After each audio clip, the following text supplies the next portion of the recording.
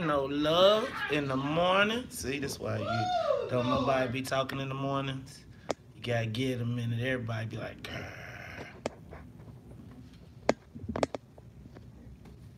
Okay. Give me some power. One day when I'm famous, I'm gonna have this all set up. I'm gonna just be able to sit here and somebody's gonna do all of this for me. And I'm gonna be like, ha-ha. Where are my damn M&Ms, my blue M&Ms? Okay. Man, I'm gonna be like when I'm. Yes, they do. Are you crazy?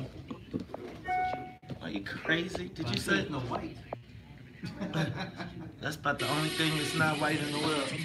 Okay. Okay.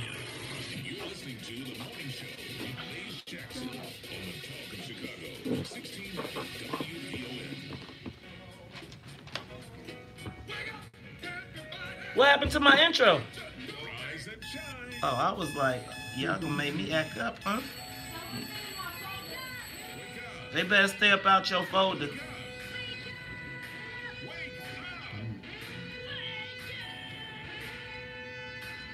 and shine with the WVON Morning Show. Wake up, wake up, wake up. Featuring Maze Jackson. Do you understand the words that are coming out of my mouth? The WVON Morning Show. Call 773-591-1690. Wake up! Wake up, everybody, no more sleeping in bed. I don't need them to turn. What's up, y'all? Take a moment, share the broadcast. Maze Jackson. Cleopatra Watson.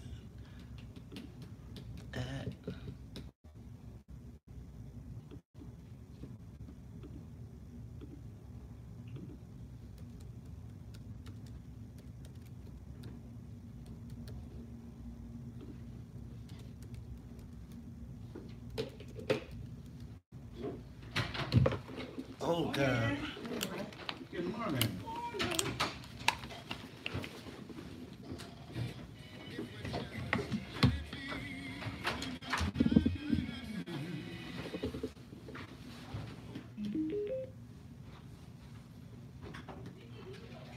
Wake up, Chicago. Wake up, world. This is the WVON Morning Show. I'm your host, Maze Jackson, and check this out, y'all. Sitting in with me, and they will be all week. It is, you know what, it's former Cook County Board Treasurer Ty Stroger. But Ty, guess what, man? That was president, but that's okay. Oh, you know what? What did I say, man? See, did I say treasurer? That's right, I like to See, it's Monday. It's Monday, man. It's Monday things I love crazy. Man, you gotta sit up in that chair, man. You're making me work too hard on these cameras. Look, all right, unless you want to. On the break, I work on getting the chair higher. Okay, cool. I just don't want you to look like, you know, it's like all I got is your, like your glasses up, so it's like a where's. I don't want to do it, but hey, all right, now check it out, y'all. But you know what? Now, if you tuned in to Boss Radio last week, then you've heard this young lady on there. Now, let me tell you what. There's a lot going on in the world, and we got a lot of millennials that are picking up the mantle and going forward. And here today with us, and she's going to be here. I think you're going to be all week. Are you going to be all week? Oh, uh-oh. Let's see, y'all. You know what? We're going to have to haze her then. Because we're going to have to put on the, you know, she ain't got no wings yet on the soul plane. But she is rocking with us. So check this out. It is Miss Cleopatra Watson. How you feeling this morning? I feel good. I feel really good. You sure you I'm good? happy to be here. You good to be out? Can you make it up? Are you going to be able to make it here every day at 6 in the morning? You know what? I'm going to be on time. Starting at 6, I'll be at 6:05. Okay. Okay, y'all. So we're gonna introduce you to her a little bit later, and she's gonna tell us a little bit about what she's been up to, because she's really been actually pretty active. Not talking about it, but being about it. So we'll get that update a little bit later. But what we gotta do first things first. Let's say what's up to the WVON Morning Show team. Gotta say what's up to Annette Flournoy in the newsroom. Annette, how you feeling this morning? Feeling great. I'm happy that it's Monday, and I'm also also happy that I wasn't on a cruise ship this weekend. Good goobly goo. I'm telling you. I saw that. Now, let me tell you. I know Titanic came to mind, didn't it? You know what? I was just thinking. So, I'm going to tell you. A few years ago, we went on the Tom Joyner morning show cruise, and I'm going to tell you, it was off the meat rack. I mean, I was thinking like, you on this big old boat, and it's huge. And you like, man, you see it in the dock, you like, man, we straight. Yep. Yeah, but you know what? Being on a cruise ship, you can really realize how awesome God is. I'm not even trying to go there. Because let me just tell you, when you see that boat, you roll up, you like, oh, I'm invincible. You get your butt out in the middle of that sea, and you realize how, when you see another cruise ship way away, and you see how small you are on that big old ocean, and it's like, wait a minute.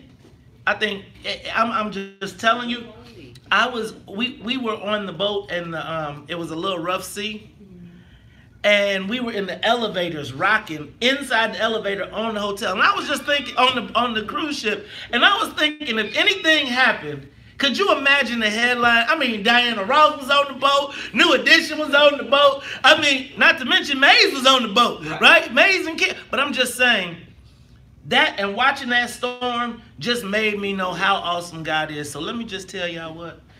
Hug your family, and you better throw one up to the Lord, because I'm telling you, He is real, and He makes sure you remember. All right, now that's in that Flournoy in the newsroom. Let me say what's up to the Wonder Twins. That's right, Miss Sonia Escobar, the musical conductor of the Soul Plane, and Sonia Tompkins, the super producer. How you ladies doing this morning? Good morning. I'm feeling great. I'm excited. We have an election coming up. You know what? We got an election. You know what, y'all? The drama. I'ma tell y'all. And it's dramatic. It's so much going on. I'm gonna be honest with y'all. I am a political junkie, and there was a moment. Who eating chips? You eating chips on my show? Now, y'all better be careful. You know the boss lady will call him. Did I hear chips? Was it chips?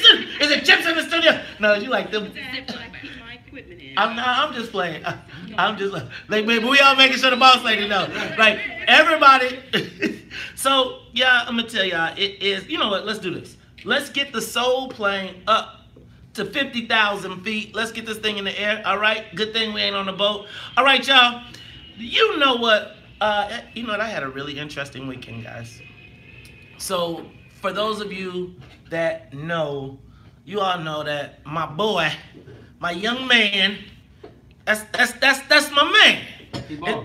And so we went out of town, and so this was his first taste of. He just finished playing he played his last grammar school game at Christ the King. They won the South Suburban Catholic League Championship. Shout out to Christ the King, Screaming Eagles, for winning that. But you know what, man? I told y'all I was having these issues because they got this daddy coaching going on, where the coach be like, "Pass the ball to my son. Pass the ball to my son." Everybody's job is to pass the ball to his son. No shade. I thought by the time you got to 8th grade, they had to hire a coach. I don't know. That's in public league. When you're in Catholic league, they got all type of rules. They got all type. You know what? Let me even go there. I'm not gonna go there. But so we finally finished, and we decided we were gonna go play some AAU ball. And so he was on his first team. He went and played his first AAU team, AAU game. But we were in Indiana, y'all. Let me tell y'all.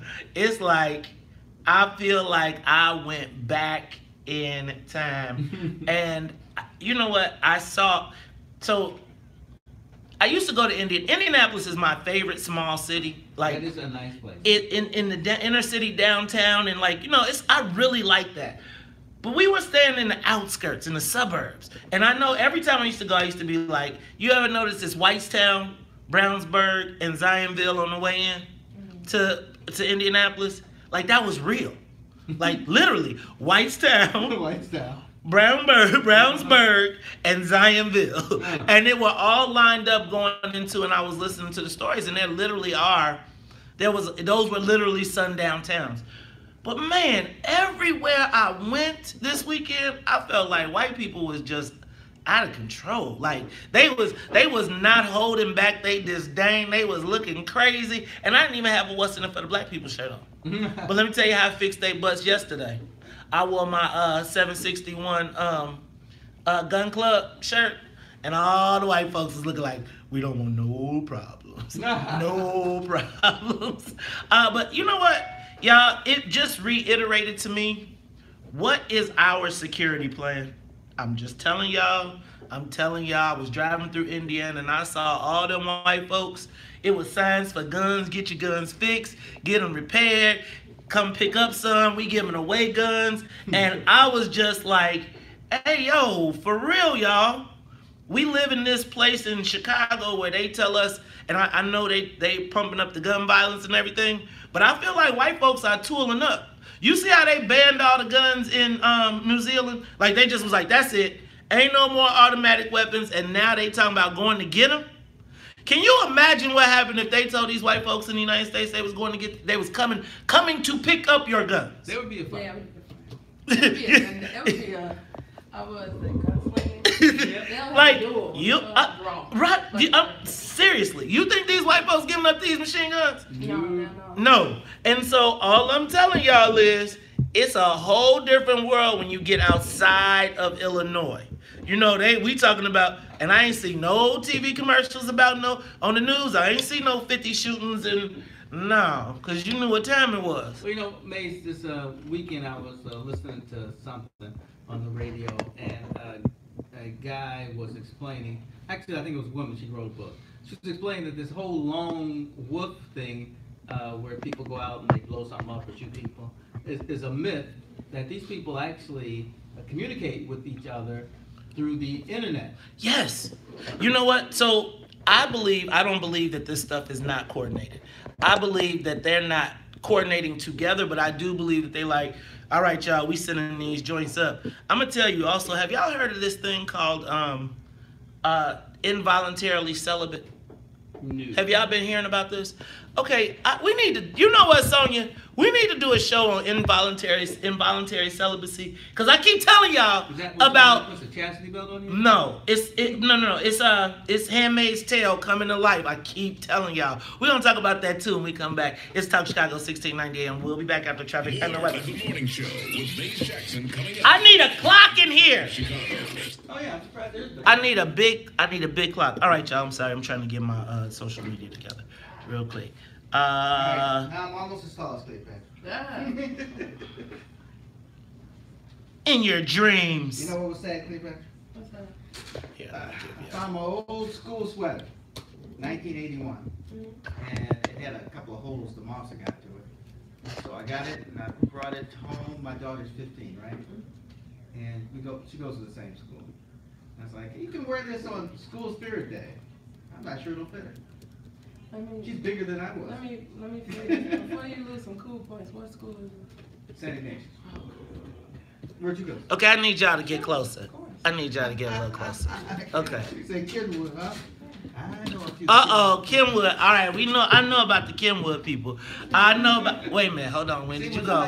We old boy wasn't trying to. You straight?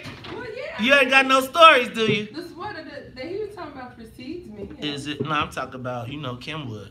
Oh. You ain't do one, dude. That was- Involuntary celibacy. Involuntary celibacy. So I looked it up, right? Mhm. You should see what the Urban Dictionary says about it. Okay, I want you to see what these crazy white boys are talking about. Okay. Forget that. No, what it is a group of men who are like they're celibate not by choice, and now they are like acting out. They're part of these lone wolf dudes too. So like that are doing these killings, and now they're You mean like they can't find a date? they can't get a date. So they can't get no love, and so they've created this group, and they're like a bunch of mad dudes who be killing, who are now.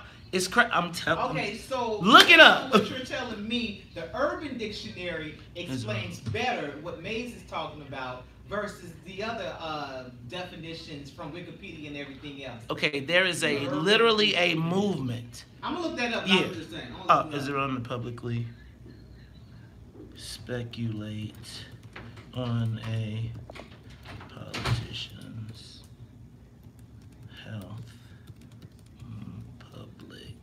No. To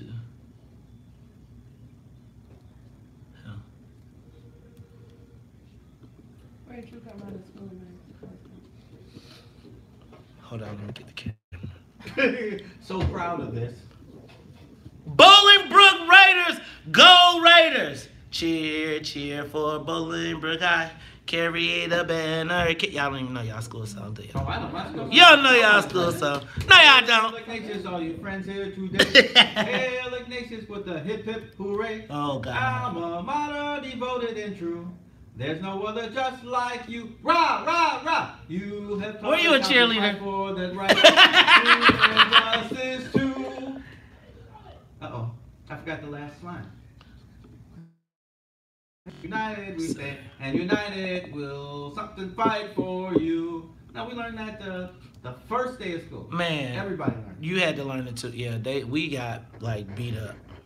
Like we were in the last phase of. School, so you couldn't beat us. We were in the last phase of like seniors getting to abuse freshmen. Oh, that. Like we were the last era of that. Let me see. You know what, guys? I think I might. Maybe I could just move the camera, and that might make it work better, right? Let's do this.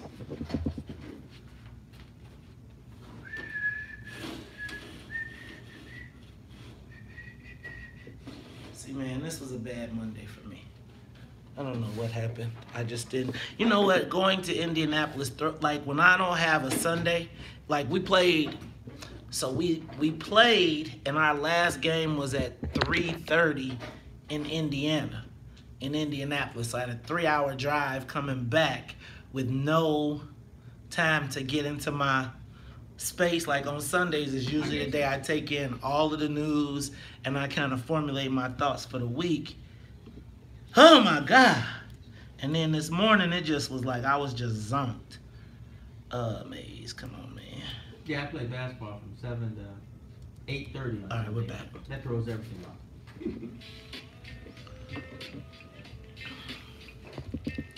Oh, I got y'all. See, that worked better. Beautiful.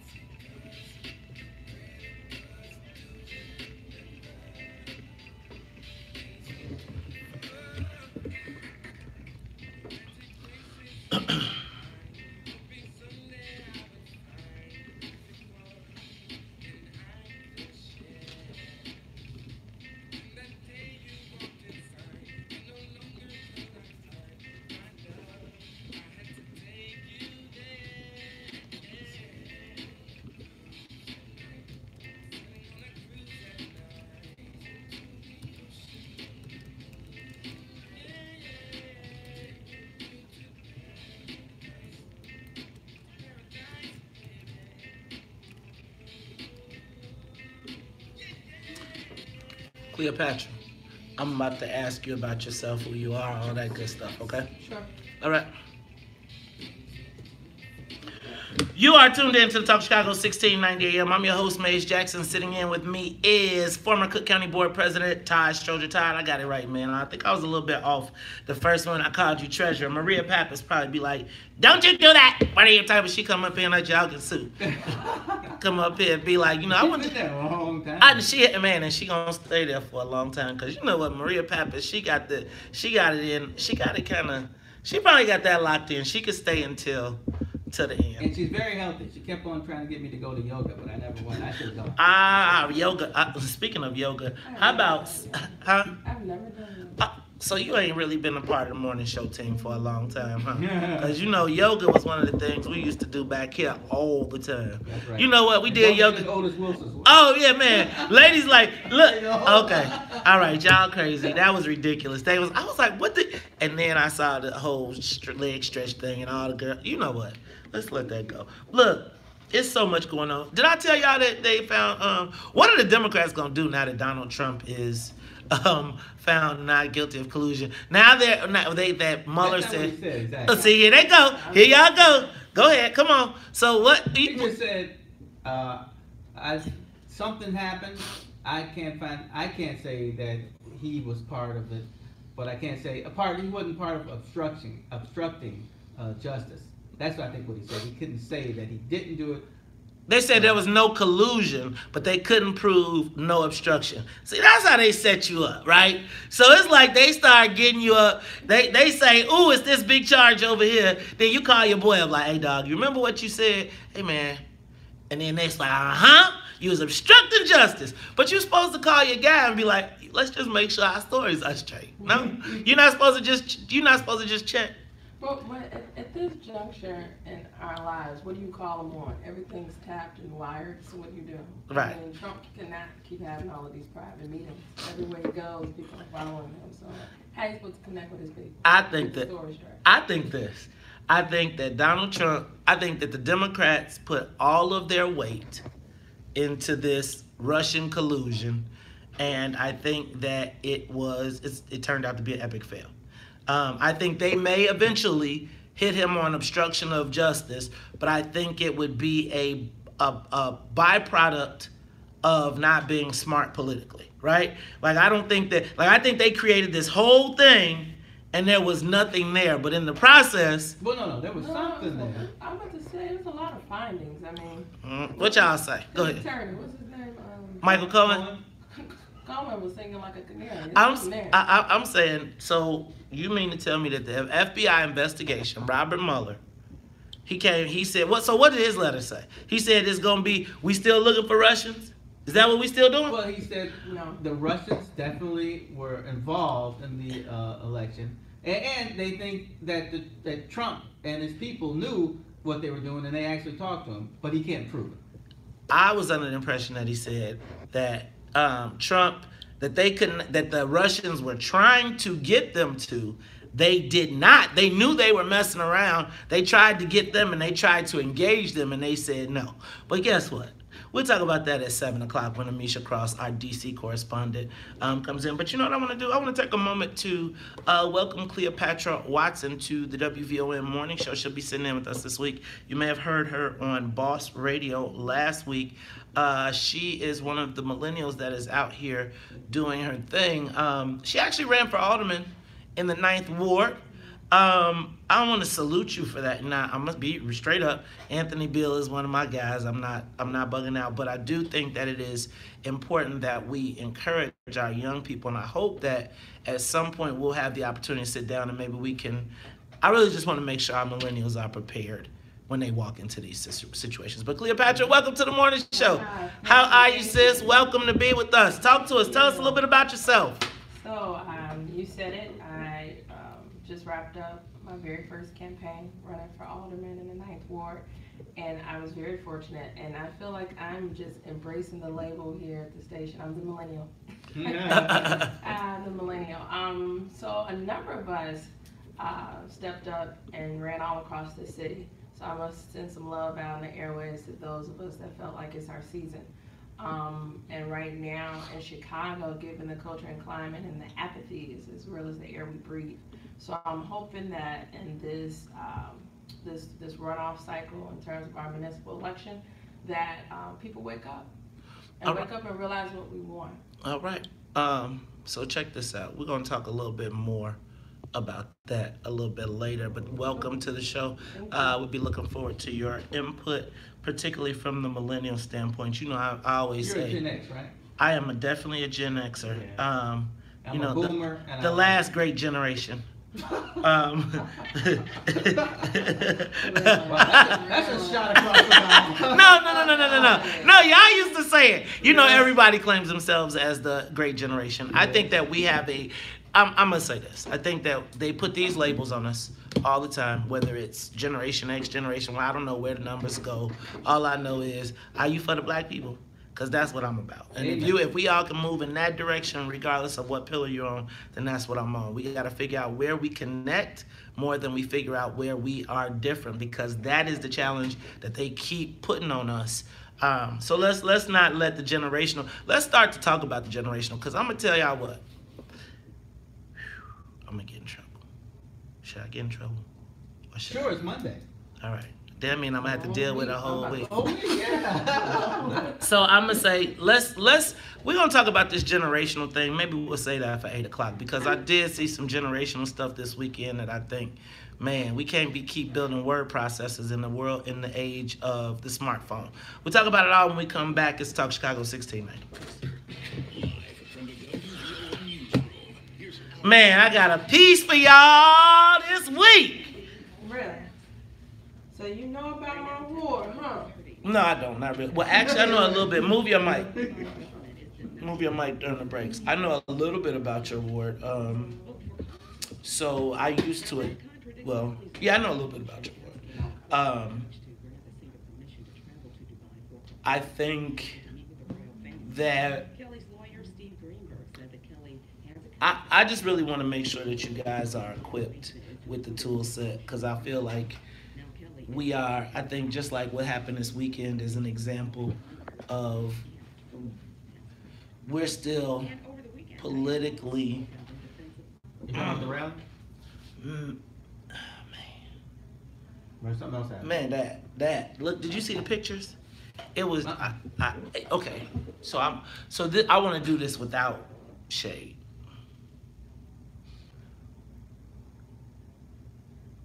I felt like what I saw this weekend. It's like you ever seen somebody that's been in a house that the house is just jacked up, but they don't realize that the house is jacked up. They be like, coming to the crib, welcome. You be like, you want me to sit on this dirty ass couch? You want me to, not the facility. I'm using this as a metaphor. Mm-hmm. I felt like what I saw was a demonstration of our lack of political growth. I liken it to, so I wrote a piece, I'll drop it probably, I don't know when I'm gonna drop it because I got so much going on, but I'll probably drop it sometime this week. But where is this machine you speak of? Because there really is no democratic machine. There are pieces and parts of gears laying around from a day gone past when we think of the machine. And I think the machine that we think of is, that we used to think of was an old mechanical machine, like a car or a truck or a bulldozer that was able to move people, but it was through physical force. I think our leaders are trying to mobilize us to build a new machine or to try to build a new machine. But the machine that they are trying to build is a word processor while we are living in a world of smartphones. And so that rally to me was a word processor. Do you remember when we went from typewriters? So like, that's better. I remember that very well. So a typewriter, like I feel like the machine, if you think of the political machine as a typewriter, Mm-hmm. that was when Daley, Bill Dawson, everything that when people say the machine, that machine worked, it was efficient, it did its thing back in the day, and you had a typewritten paper, you was off the chain. Then came the word processor. You see the email I sent about Janice? What? Jackson, What? on at 7:30? Yeah. Okay. But she don't get to tell me what to talk about. I feel these white people be cracking me up. Like, we can talk about this. I mean, no. She coming on this show, she talking about what we talking about. And so, like, when I saw that, it's like what they're telling us to do is invest our time and energy and everything in building a word processor, a new revamped word processor that we know really ain't gonna work in what we doing. And so I just feel like I'm down to be part of, and you know, like it's the whole thing about we gotta stick together, but we gotta stick together to listen to do some dumb shit. Like that's my thing. It's like we gotta stick together. And again, I'm not trying to denigrate it, but it's like pulling there's a direct correlation between how many people came and the number of buses. No trip, but if I'm looking for motivation, then I want to see motivated voters that are going to get there on their own, right? And that kind of trying to stage the old thing isn't the way to do it. And I feel like you're challenging my loyalty to the black community while telling me to do something that I know you want me to put my energy and effort into building a word processor when we need to be. They're building a Terminator right now, right? They are building an AI-driven Terminator, and we are building a word processor. And people are saying, you a sellout if you don't jump on the word processor program. And man, looking at those pictures, I was just like, no shade. I was just like, man, we are, y'all got cameras. Y'all want to welcome. Well, you like, I Cleopatra? Got anything to say about that? Of course. I have a lot to say about it. He has an interesting way of viewing it. Speak it up, though, because yeah. you're going out. Oh, I'm going out? Oh. Yeah. But he has an interesting way of viewing it, but ideally, no matter what we're working on, I always believe that there are always 3 steps, if not 4 steps ahead. So, whatever we're masterminding, there's already a plan that is ahead of us anyway. And ideally, the division that is amongst us is intentional as well. It's designed. And like you said, these leaders, whoever they are, boom, boom, I don't know who boom, doesn't get boom, boom, boom, anymore. That's boom, the boom. Fever! There is no fever. We talk about that every once in a while. You give me fever. Boom. My very first artist in Chicago did a remake of this song. Oh, really? Was it good?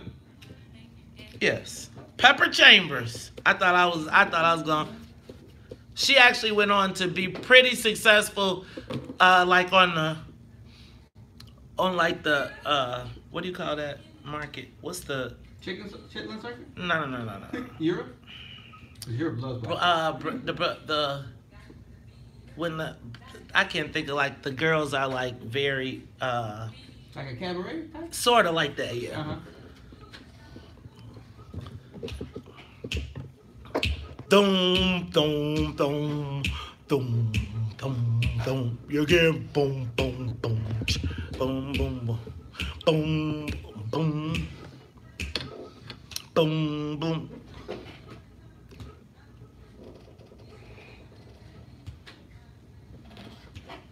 You are tuned in to the Talk of Chicago, 1690 AM. I'm your host, Maze Jackson. Sitting in with me is former Cook County Board President Todd Stroger, as well as the millennial. You know what she says? She embracing it, so we gonna give it to you. That's right, Miss Cleopatra Watson. Willie Nelson wrote that song. Really? And it was like one of the top jukebox songs back in the day. He wrote this. Typewriters. Really? Speaking of typewriters, we're going to talk about typewriters. You know I'm going to release that piece one of these days. I'm telling y'all, I feel like we're building a political typewriter. But you know what? Let me stop that. No, a political word processor. We've moved past the typewriter. We done left Harold. Harold was the typewriter. That was the epitome of the black political machine, was the Harold Washington typewriter. Yes, since then, we have moved to the word processor. Now, everybody else got smartphones, and it's like everybody looking at their smartphone. All the black people even got a smarphone in their back pocket. But people are saying... She said the same thing during the break. She was absolutely right. They are always 4 steps ahead, but that's by design. Okay, but... I think if we know it's intentional, then what's our role in stopping the intention? And that's the beauty of this space right now is 3 generations in here, right? In this room right now, right? And identifiably, as we were just talking about it, who's the leader? Who? And that's where I know my group is at. Like, well, if you are the leader, look at where you have led us. So before we went on break, I said, you know about where I live. You know about the 9th Ward. Because if you know what I know, and you look at Roseland, you'd be like, oh my God, where have you led us to? So those are the reasons why my group and my generation, we push back, because we feel as though we've been led astray. Got it. So we're going to move to the social media question of the day, which is, you know what, let me move on. So as we come into the final days of this campaign, things are starting to get real nasty, y'all. They starting to get real nasty. Tensions are flaring and things are being said. Tony held a rally this weekend, which I talked about, and the Tribune said it was filled with, it had hate-filled speech. I didn't feel it was hate-filled speech. I feel like it is kind of like black, let's get out the vote, you know, kind of our rally. And it's like, I hate, they really got to do a better job of sending somebody in to interpret what happens in black communities, because I really would hate for people to be calling people, that was not hate-filled speech. But yeah, I read. I felt that was rubbish. Somebody said that they were playing the dozens, and I did read excerpts, and I didn't think it was hateful. No, it wasn't hateful. It wasn't hateful at all. I think it fits a narrative that people are trying to put in play right now, but I don't think it was hateful. But it was campaign talk. But it was old school style. It was like just the old school, you know, good reverend, you know, they get you, well, you know, I think they probably had a sermon, and then, you know, but. You know, that was one of my problems, man. What? I didn't have that. You didn't have, well. I didn't have the triple. I'ma tell you. Let me tell you, black folks. I could do it. We gonna be free one day. A little bit, not like you. One day, black people. You are. We gonna get out the vote. Let me tell y'all, April 2nd, we must get out the vote, because the devil gonna keep you home. He gonna keep you in the crib. So let me tell you, I need you from the pulpit. Yes. To the school pit. Yes. We need you in the and you know, the black folks be like, whoa, Reverend, we's going to the poll. I'm sweating like nobody's business. Man, you know, I bet somebody had a handkerchief and everything. I'm not sure. Don't be, look, y'all, it's not hate-filled speech. That's just how we do. Yeah, that's right. Old school style. But then, y'all, I started seeing other stuff. Then I started seeing questions about people's health. And that, I thought that was kind of a stretch.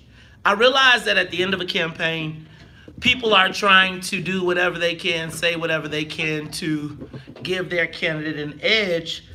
But when you start talking about health issues, and let me just tell y'all, I haven't been known to execute a few dirty tricks in my political life. I have touched up a few campaigns. I have done some things that I'm pretty proud of, actually, because that was one of my specialties. But I have always shied away from issues as relates to health, because I think that it's a very sensitive subject, that you never know who's going through what. You can't always see health issues. But when I saw people from the Preckwinkle campaign promoting this health issue, I was like, whoa, I think we might have gone too far here. Right. Because I think that after the campaign, that's one of them things where you be like, who said that? Who did that? And then you say, whatever it is, I'm going to teach you a lesson. And I want black people to just be careful that, again, we are getting to a point where we are dividing ourselves over two candidates, both of whom have not demonstrated no outlandish commitment to the black community. So why you fighting with your brother that you used to march with over candidates because some money done hit the streets? We are really putting ourselves, we going some places that I don't think we as black people can afford to go. Because if you start asking about health questions, if you start asking about health issues, then remember, all of our politicians, for the most part, our senior politicians are old. And so at the point in which we start to, to me, I felt like when I saw the Preckwinkle campaign advocate pushing that message, I felt like somebody should call that advocate up and say, that's probably not where you want to go. Right. Because there's plenty of things that people could point at, health-wise, that could really put our community at jeopardy. And I'm going to tell you that if white folks wanted to start pointing that out, y'all would have a real problem. Think about it. Well, even Forrest Claypool, when I had prostate cancer, even Forrest Claypool, because, press was beating me up about having cancer. Forrest Claypool said You couldn't catch a break, we dog. should let Cancer? They wouldn't let you off with cancer, dog. well, Forrest Claypool said we should let him heal and then get back to the business. And then And he was try my and kill him. worst critic. But yeah, it was tough. WVON family, give me a call. 312. What the heck? I lost my number. 312. Can y'all give me my number back? 312-374-8130. Thank you. Give me my number back. 312-374-8130. Is it wrong to publicly speculate on a politician's health? And if we're gonna go here, then should we require, for instance, a physical, maybe, for somebody like they do for the president? But I don't know because I think that if you start going down this path, then it leaves everybody up to speculation. Cleopatra, your thoughts? You know what? I think we take it too far when we want to start bringing up the sensitivity of health. Like hearing you talk about prostrate. I lost my father prostrate during the campaign, right? So that was very meaningful to hear you share that. And more black men need to talk about it. And if you're going to expose it, let's have a solution for it. And let's all get on a health bus and go get checked out. Because that's not happening with us. You know, we use things to exploit and divide each other, like you said, when there's money hitting the street. But it's only temporary. After April 2nd, then what? That's what we're not thinking about. I want to think about the jobs and the opportunities, stable employment that is going to hit the bandwave after we've made this commitment. I want to hear more about what's the movement for the black agenda, not the divisiveness of the black agenda, because we don't have one definitively. And we need to orchestrate that as opposed to orchestrating these movements to divide and conquer us. Yeah, I'm going to tell y'all. We shoot ourselves in the foot with some of the things that we do, because we allow the tactics that these white folks give us. We ready to go kill each other. They are already on the other side making room for their new offices while y'all are cutting y'all throats off. They like, ooh, they measuring up your drapes, the whole thing. They like, oh, we moving in right here. Mm-hmm. And all I'm suggesting is, y'all, we going too far. And I'm gonna tell you, some people, if one campaign opens that up, be careful that the other campaign don't open it up on the other side, because it just turns into a bad deal for everybody. It's Talk Chicago. We'll be back after traffic and the weather. More of the morning show. So, like, I feel like we're now at a point, they're at a point of desperation, sort of. That whole, like, the whole. So this weekend, right? So I'm gonna be honest. I really said that I was going to. Tony Preckwinkle and me. That's just not my cup of tea. That's not. She tried to hurt the family. You know, you try to hurt the family. It's just, you know. But in the efforts to not to be judicious in the usage of the tools that I have, or the platforms that I have tried as much as I can, all things considered, to not be, like, I have not revived the nickname, right? I could be in here, I could revive the nickname and it would be viral right now, right? I could wear the shirt, I got the shirts, I could be in here on camera every day with thousands. Need for you to speak up, we can't hear you yet. Okay. Okay? Thank you. And I really tried to be cool, right? And so over the weekend, like, what I try to do is I post public political advice. Like, as I'm watching things happen, I'll say, like, yo, candidates, this is now, you are a week away. Tell your people, stop getting into fights with people on Facebook, or getting into fights with people because you gonna wake up a bear, right? So I was like, yo, you know, y'all need to focus on persuasion, blah, blah, blah. Stop talking crazy about the other candidate and go find your people. Go win your fucking precinct, is basically what I said. Go win your fucking precinct. You on Facebook doing your thing. Go win your precinct. Excuse my language for the babies that's up this morning. And so somebody tags this chick that I'm just like, everybody, she's just like toxic.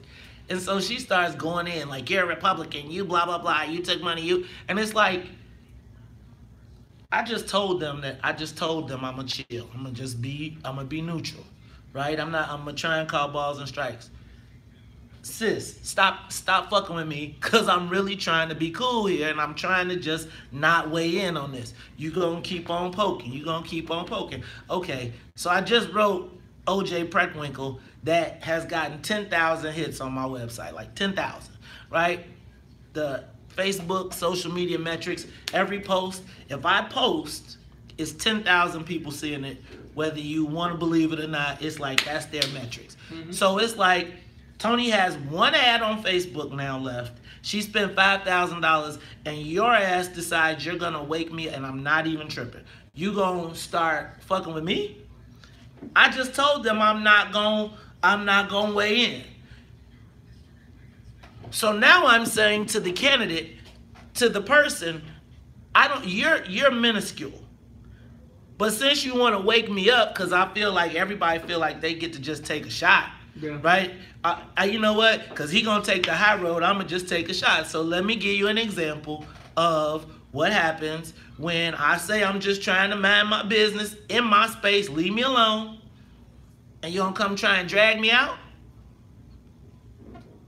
So I'm like, don't tell the campaign, stop calling me, call your girl, and tell her to keep her mouth shut and go knock on doors. Go win your precinct. Right. Why wake up a bear? And I'm not even trying to trip. I'm just saying, like, leave me. I'm over here mad to the mug, right? I'm mad as hell because I really want to kick the chair. I feel like she got a noose around her neck. She got the blindfold on, and she is on a chair with one leg left. And if it was me, according to all the tapes, all the videos, everything that we seen, she would have kicked the chair if it was me. She tried to kick the chair when it was me. I'm not kicking the chair. But you gonna come make me kick the chair? Like, I try to help people understand, in politics, if the person is not with you, you don't persuade them. You stop spending time with them. You move on. That's right. Like, if I'm not going to vote for you, anything you're going to do, all I'm doing now is running out your clock. So now you done brought your whole sorority over, and instead of going out knocking on doors and doing that, they on Facebook trying to jump on me because you attacked my LS. Like, Mom, I pledged in 1990. I got 5 brands on my body. We ain't got to have no type of... And I branded myself one time. So so it's like, stand down, sis. Yes, I have nothing to say about that. Well, no, I was made in 06, so I ain't got no plan. He beat me too. Huh? You beat me too. I was in 92. September 1st, 1990, 5:32:30 a.m. That's right. Sigma Ship Blue Apocalypse, the last old school line in the whole entire country. God, y'all. Good folk. Let nothing. Whoa. Whoa, Lord. Absolutely. You are tuned into the Talk Chicago 1690 AM. I'm your host, Maze Jackson. Sitting in with me is former Cook County Board President Todd Stroger. Hey, man, on that song, there's a bomb. And when I was a kid, I'd run through the house, and the bomb would explode. I'd jump up in the air and fall. Man, those were good old days. All right, and sitting there here shaking her head at you is Miss Cleopatra Watson. She was a quiet kid. She threw the house parties. I heard. Look, they on social media like, wait a minute, is that Cleo? Oh, not the house party, Cleo. Oh, well, we gonna have to find out about them house parties. They like, wow, you done changed it up. What happens in my mama and then Hey, y'all, check this out. So we are asking the social media question of the day. Is it wrong to publicly speculate on a politician's health? I saw a lot of that going on this weekend, and I really think that we gotta be careful, y'all. I really do. Like, I think that we are probably the most vulnerable to health-related attacks. And what I would hate to see us do is open up another front to be attacked on by white folks that we ain't prepared for, right? So, and we don't have a lot of times the money in place to to rebuff those attacks. No, we don't. And so I just wonder, how smart is it for a campaign to, because oftentimes it's not the campaign, but it's people who are thinking they're helping the campaign, or surrogates, or people like that are their friends that maybe try to do too much. Maybe you're part of an organization, a fraternity, a sorority maybe, and you may be hypersensitive. But I think that what winds up happening is you make people take time out who wouldn't ordinarily take time out, maybe would not even be involved, to come out and work against your candidate as compared to for it. But I think this health thing, that's a bad thing to be talking about. Yes. For black people. But give me a call, 312-374-8130. What y'all think? Is it wrong to publicly speculate on a politician's health? Let's go to line 2. Deborah, you're on the Talk of Chicago, 1690. Good morning, my brother. Good morning. Sister. I think my question was really pertaining to the question that you asked earlier, and I do apologize for that. But your question was, which prominent candidate has really announced what they're going to do for the black community? I think that's an unfair question. If you think back on the politicians of old day, and I'm in the, in the Todd crowd, but no prominent politicians have ever come out and stated what they're going to do for a specific community. That's the problem. Politicians have always spoke about doing in general. Our automatic elected officials, our committee people, those are the persons that are supposed to meet with whichever mayor or candidate that comes forth and make that clear. What's in it for my constituents? I don't think that we should pressure either candidate at this point on what's in it for the black people, because we're... This is the WVON morning show. Sorry, we gonna ask what's in it for the black people. I you know what, sis, I'm with you, but you know you do that all. You got all lives matter stations all over the place. Right here on this morning show, we want to know what's in it for the black people. Now, if that's a problem for you, then you need to call in whoever. Cause ain't nobody around here got no time for that. That's like somebody around here talking about black progressives. Can I just ask y'all, where are the black progressives now? How did that work out for you?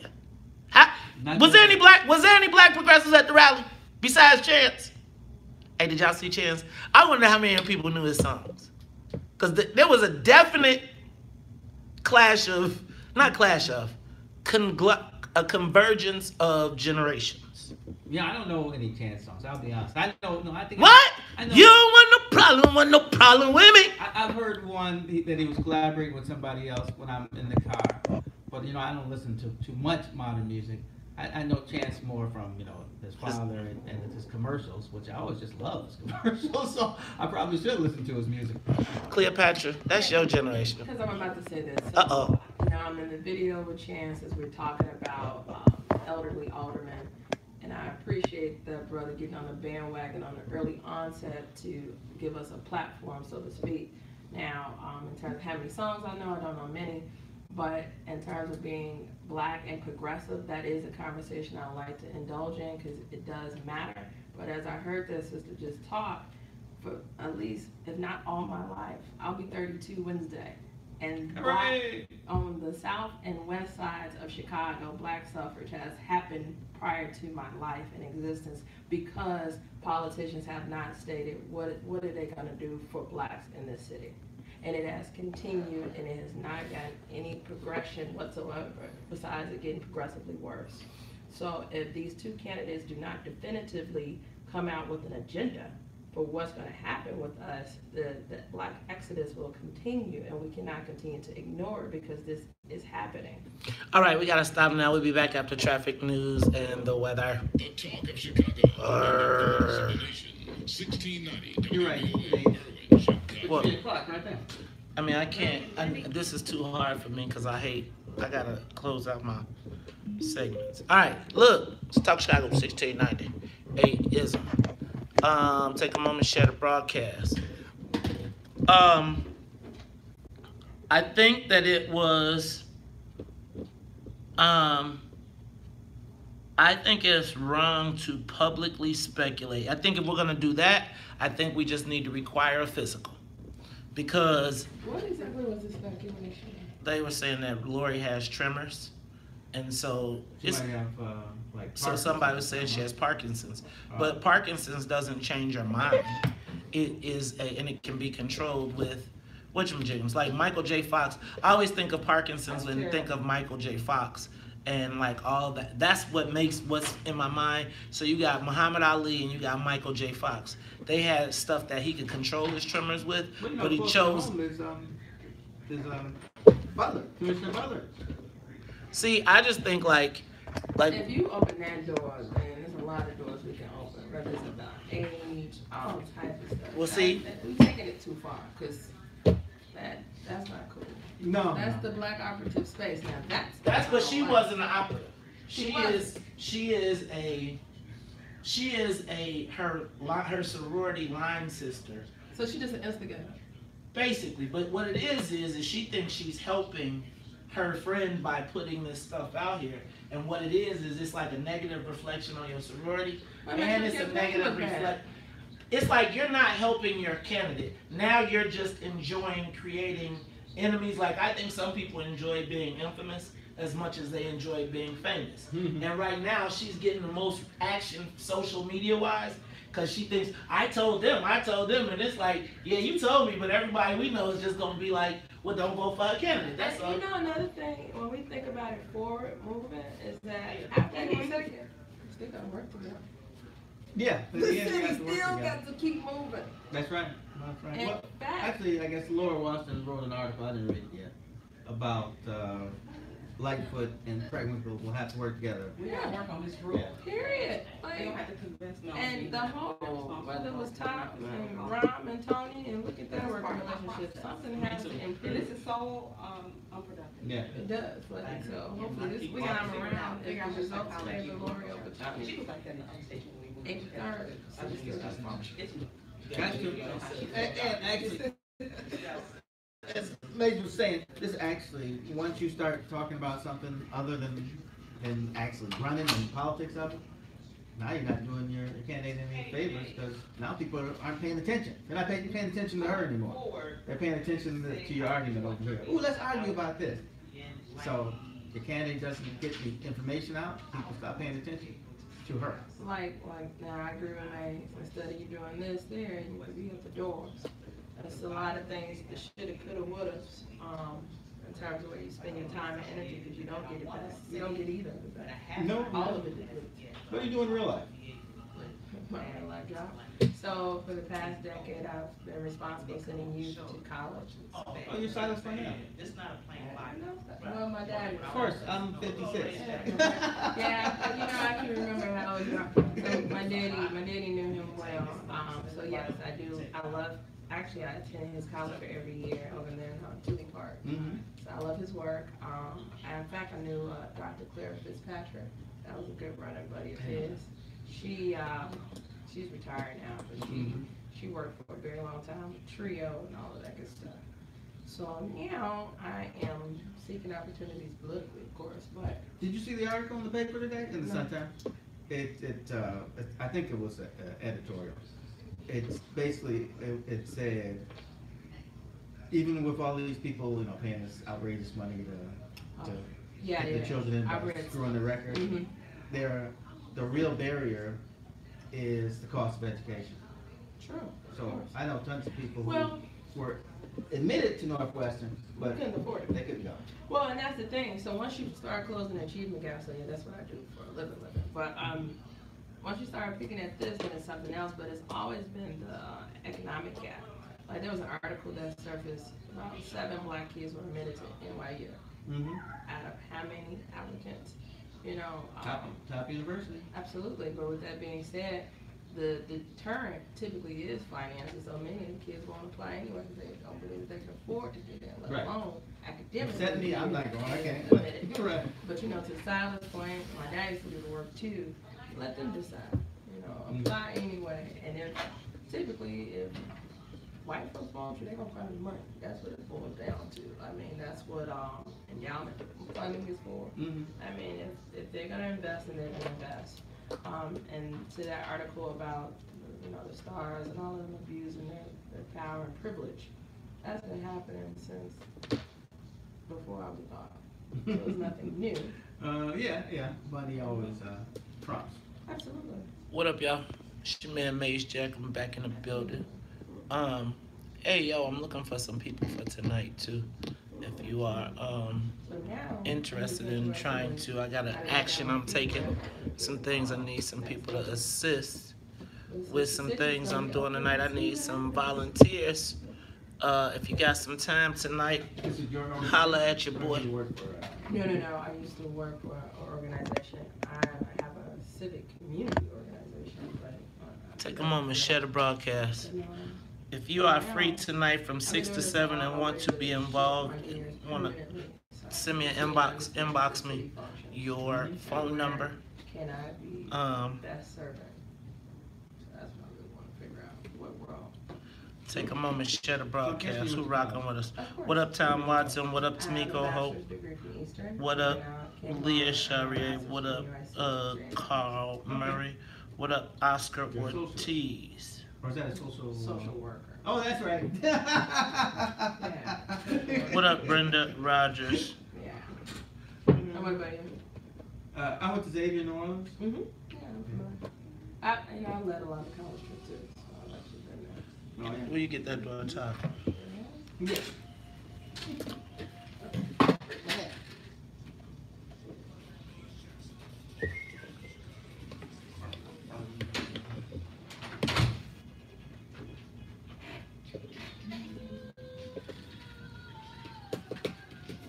Well, let me tell you now. When I had you to myself, I didn't want you around. Cause those pretty faces always make you stand out in the crowd. And someone put you on us, and that was all it took. Now it's much too late for me. Take a second look. So you don't love me. Back in your heart. I was blind to let you go. Let you go, baby. Want you back. I want you back. Ooh, baby. I want you back. Yeah. I want you back. Trying to live without your love. Trying to show you, girl, since I no longer ride.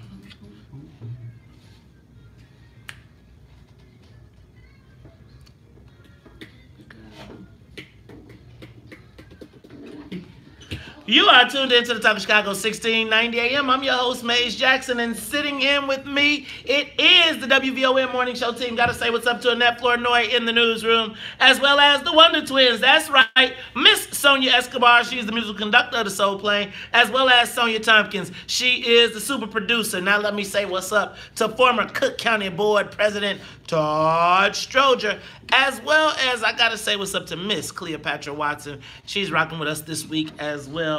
All right, y'all, but you know how we do with the Soul Plane on a Monday. We got to take the Soul Plane, you know, we take it all the way to Washington, D.C., where we pick up our D.C. correspondent who might not even be in Washington, D.C. She might still be at O'Hare waiting on her flight back because she has been burning the town down, celebrating one of the most, you know what?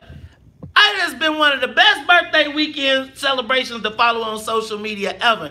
WVON family, say happy birthday and welcome back our very own Amisha Cross. Amisha, what's up?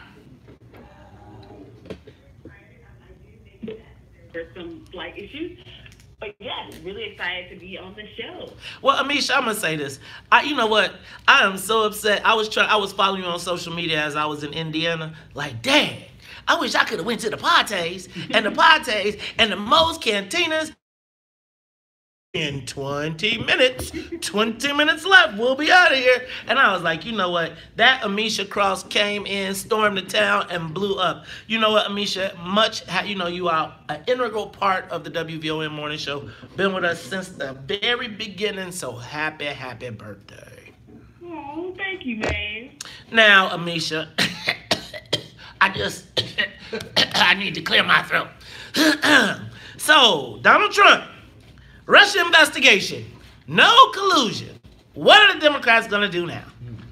Let's start, first of all, back up. Let's back up. Let me do this in order.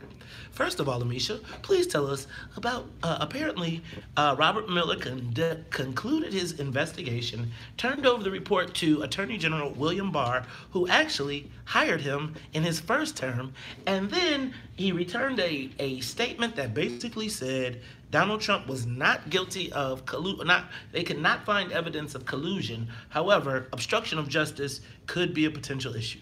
Break it down for me. Absolutely. So, as you know, the Democrats have largely been pushing for an investigation into the Trump and Moscow conversation. So Trump and Russia has been a conversation around the handling of the election process in 2016 for a considerable amount of time at this point.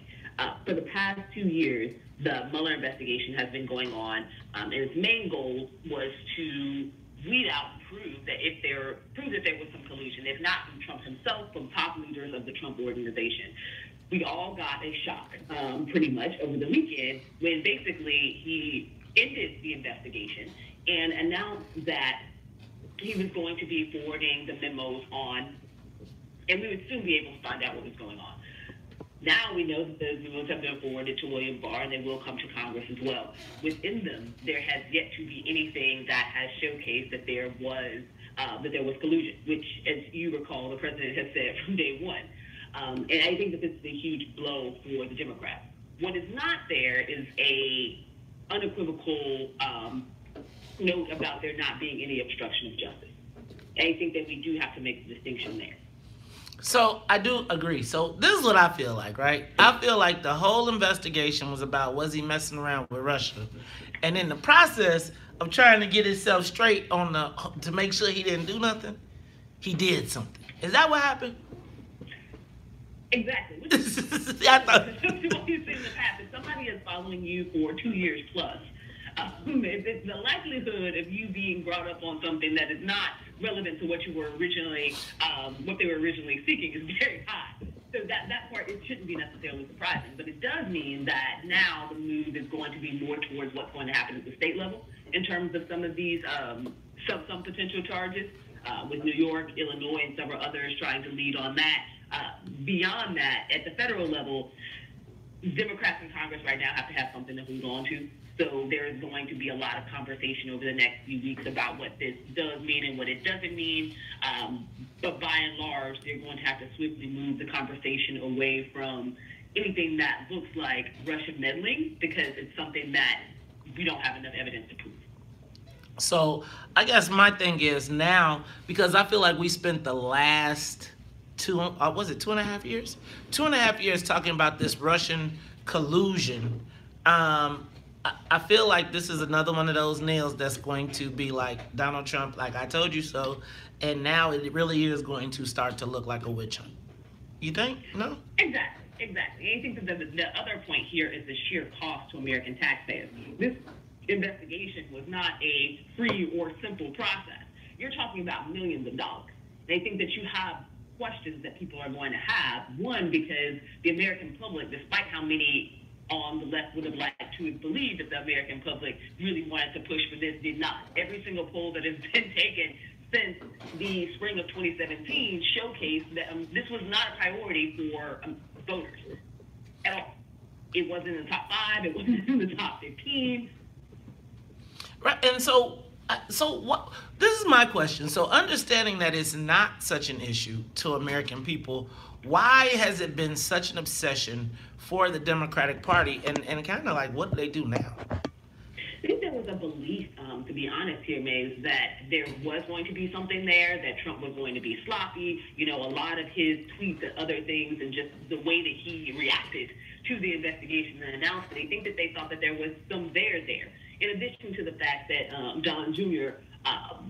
Wasn't exactly hands clean on any of this. They proved that there were conversations held between him and some executives in Russia, some political leaders in Russia. They could not prove that those actually led themselves to there being Russian meddling and not in the election. They think that Democrats overthrew their hand in this one, and the backpedaling is going to start happening very swiftly. Yeah, so, I guess my thing now is, um, well, let me back up, because one of the things that I found very interesting yesterday, as I was watching all this coverage is, did you know that William Barr hired Robert Mueller and that he worked for him originally? Did you guys know that? I didn't know that. Yeah, like he hired Robert Mueller during George H.W. Bush's campaign when he was the Attorney General back then. They are like lifelong bosom buddy friends for like 30 years. Do you see? Let me do Maze Jackson real quick. Do you think that Donald Trump is crazy like a fox? Do you think that he hires remember the Frank Pentangeli thing again? Here we go, Godfather. So you put your best friend, your brother, you bring him in from Sicily, and you sit him in the chair and you say, now, what you gonna do? You gonna get me fired? You gonna get me to take the lowest? Dad, cuz, what you gonna do, y'all? I think y'all, man, I think people don't give, let me not say, because if I say you give Donald Trump credit, I just think that he's not as stupid as people want to believe. And it's really interesting because I feel like Americans are upset that their president did not collude with Russia. But no, I don't think people think that Trump is stupid. No, I think we do know he's stupid. But we also think that his best trait is looking out for Donald Trump. Yeah, I think he's savvy. I think when you're a con artist, you have to be skilled in areas that convey you to be an expert, so to speak. Yes. So everything that he wants to take ownership is in areas that his egotistical feng shui has to allow him to exude that he can do this and that he gets people to believe that he can do this. That's what he's really good at, is getting people to believe. All right, look, Amisha, we're going to continue this conversation when we come back. It's Talk Chicago 1690. Traffic and weather is next. More of the morning show with Maze Jackson It's coming like up. that guy who stopped me in Jules' parking lot. He was a white guy. Man, he was pleasant and nice, and I was like, wow, I like this guy. But when he tried to sell me the box with the stereo in it that was closed, I was like, I like you, but I ain't crazy. I'm not buying that. Get home with a bunch of rocks.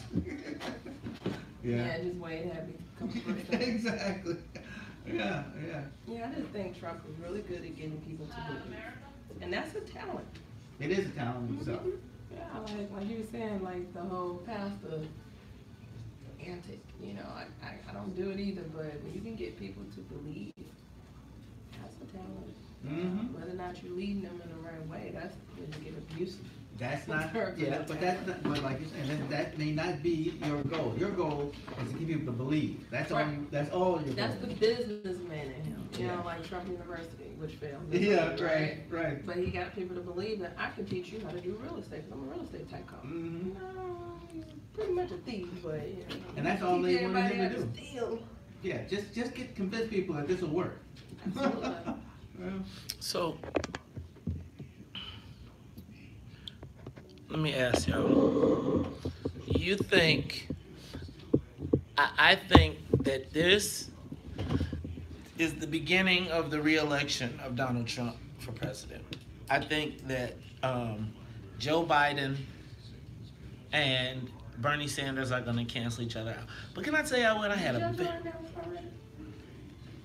He's talking. Oh, I don't think he announced, but I think it's but they're pretty still, much. they're Yeah. still doing it. So I had a very interesting conversation this weekend, and I can't say with who, but I had a very interesting conversation about why President Obama did not give back to Chicago, or did as little as he did in Chicago.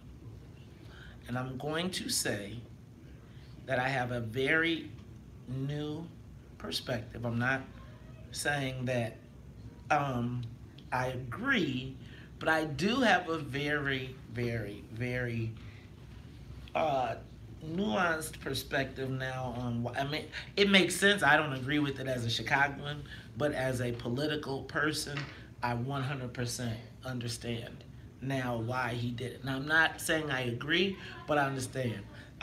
it doesn't excuse him for the rest of the country. But for Chicago, man, I really want to sit down with this dude and just do like a podcast, because I had one of the most enlightening freaking conversations ever, and it really reiterated everything that I'm talking about with this word processor that they trying to get us to invest in, and say this political word processor that our black leadership is trying to sell us on, when we all got a smartphone in our pocket. And I think that might be, man, that was a bit. So basically he was like, Obama was loath to invest.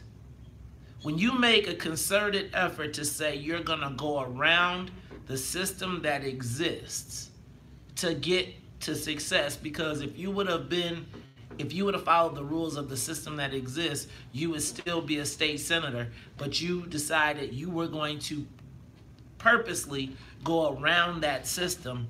You don't want to feed it or empower it anymore. Like, no.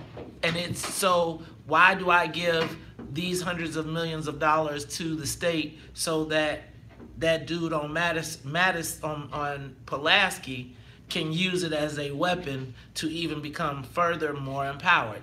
I'm telling you, that was one of the, like, and it really goes to like what's happening right now, and it really went to why Obama didn't, man, it really goes to what's happening right now. Are you saying that he deliberately starved out the city so that we can filibuster this machine? I'm not gonna say that. He's saying for his own purpose. I mean, I'll talk about it a little bit more. I'm about to go back to that.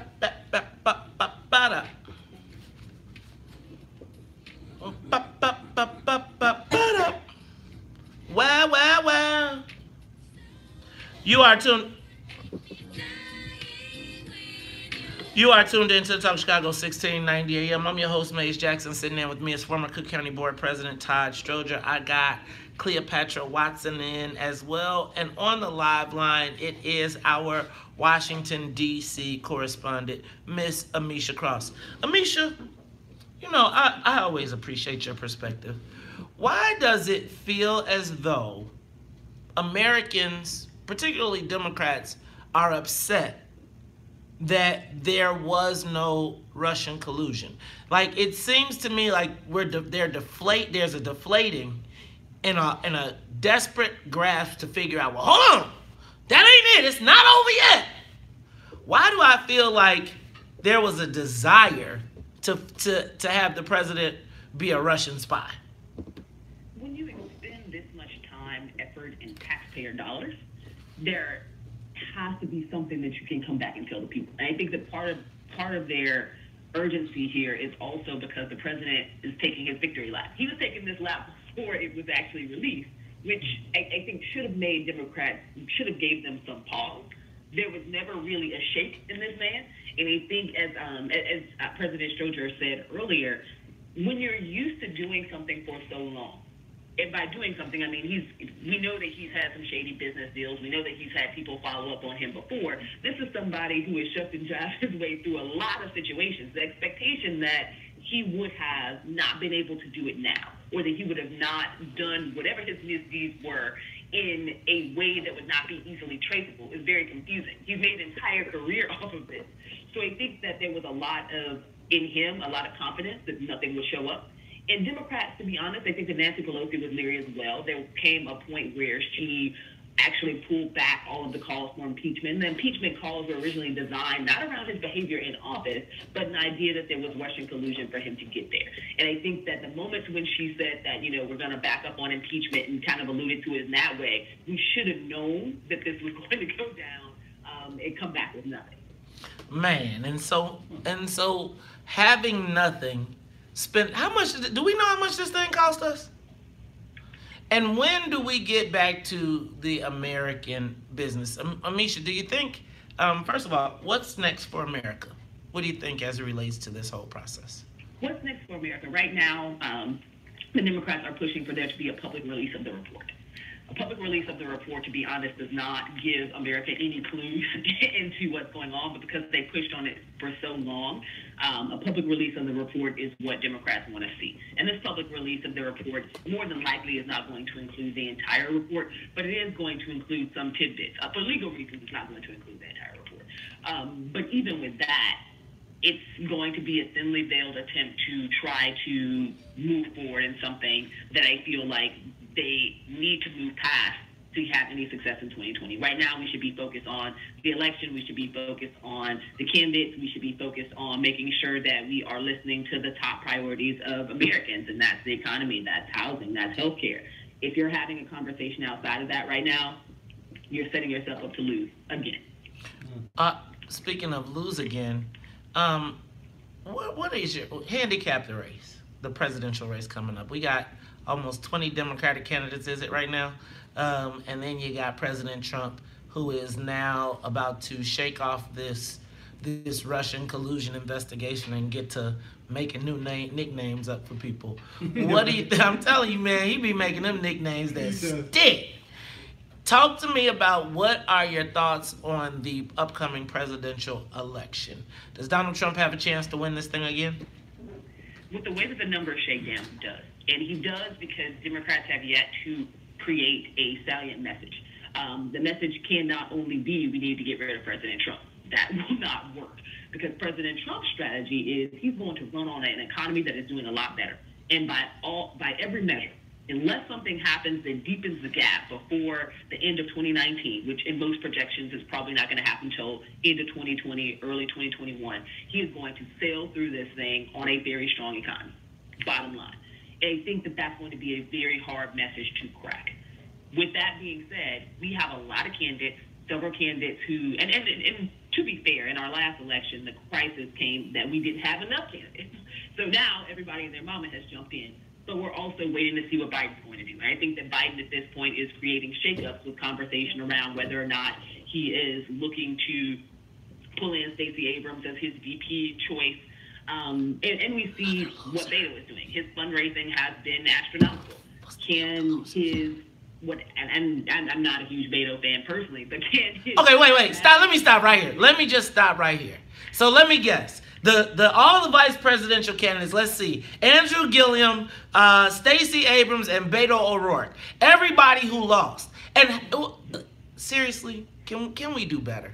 And really, Joe Biden, what is he, like 80? This is Joe Biden's third run at the presidency. Should he jump in? He has done this multiple times. He already has an embedded list of donors. He has the experience, which can help and hurt him, as everyone, I think, knows. All of the videos and the commentary around things that are now bothersome. Me Too didn't exist in the 1980s, 1970s, 1960s. Unfortunately, Joe Biden did. And his comments have outlived. And I think that he's going to have a lot to address there, in addition to criminal justice. There was a time where he was very, very hard on black men. And all of those audio clips, all of those videos, Donald Trump or anybody else who was running in the Republican Party could bring all those out really easily. Honestly, other Democrats could as well in this race. Okay, Cleopatra, you had a question. So we were just talking about, I refer to Joe Biden as JoJo. And there's a lot of love for JoJo, and you're absolutely right. There's a lot about Joe Biden and the fact that ageism. We talk about healthism, right? We talk about people pointing out people's health issues, and let's talk about age. So look at Bernie and you look at JoJo, and we was talking in the studio about whether or not they're going to cancel each other out, which would in turn strengthen Trump's chances of winning again, to be very frank. So what could be our strong suit as a Democrat presenting our agenda that would essentially trump Trump?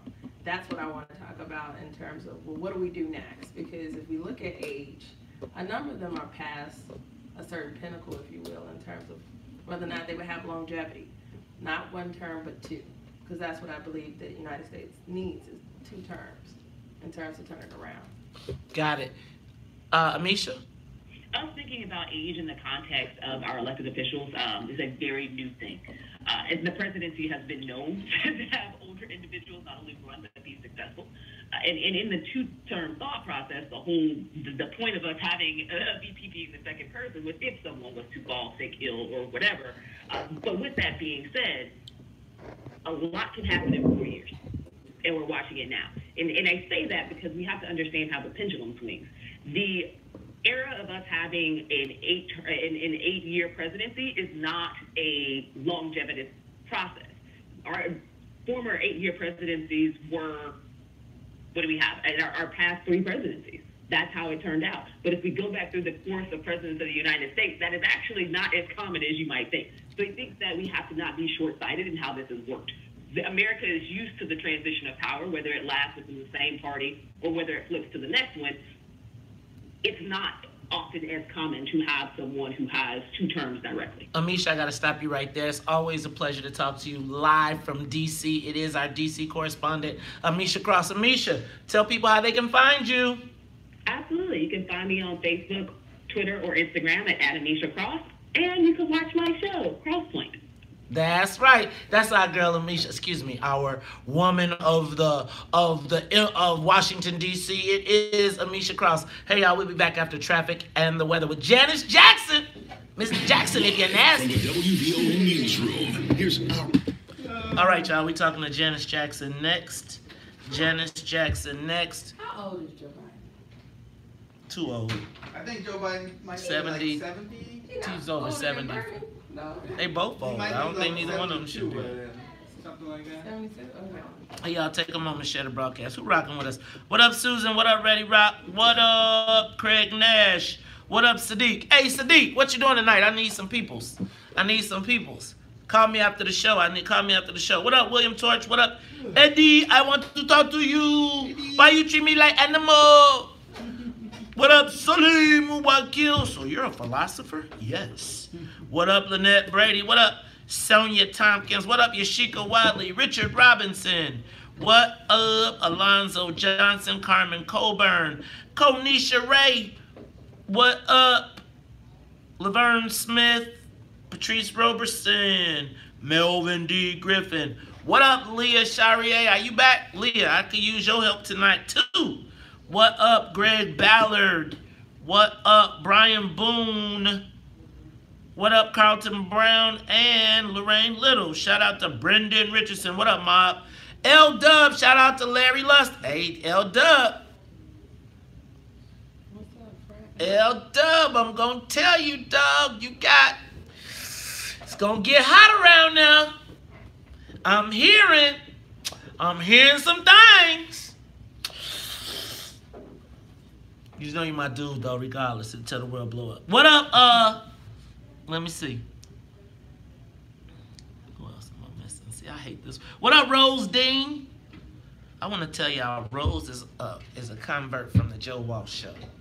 Man, and I want to tell y'all, since I started doing the podcast, Uncomfortable Conversations, all the keywords for my searches have changed. Really? It's like racist, bigot. Like, it used to be black, power. Well, it's still black, but it's like racist, big. It's like that. It's crazy. Oh my God. Take a moment to share the broadcast. What up, Joshua Flynn? Let me see. Yo. No. Don't tell me what to do. You sound like my daughter. Okay, y'all got the camera. Did you know historically that when there's a race like the last one where one candidate wins but the other one gets majority of the votes, the next election if that person runs again, they beat that guy? Really? Yeah. So Al Gore did the same thing that Hillary Clinton did. He got more votes than George W. Bush, but he chose not to run the next time around. My wife was very upset. So historically, Hillary should have a better chance to beat, to beat Trump than anybody else. I would get him just cause. Yeah, I was gonna say, so if JoJo and Bernie run, I mean, ideally out of the 20, did he say it was 20 some odd Democrats Susan, would you, 53 to 17? Are you saying this? Me? Oh, I don't know. It's too early for me. Yeah, these guys are all the same. 53 to 17 is what Chicago Cranes is saying the poll is right now. 53 to 17. That means that even if all the undecideds went to Preckwinkle, she still wouldn't win. Yeah. That's still an awful lot of undecideds. Holy crap.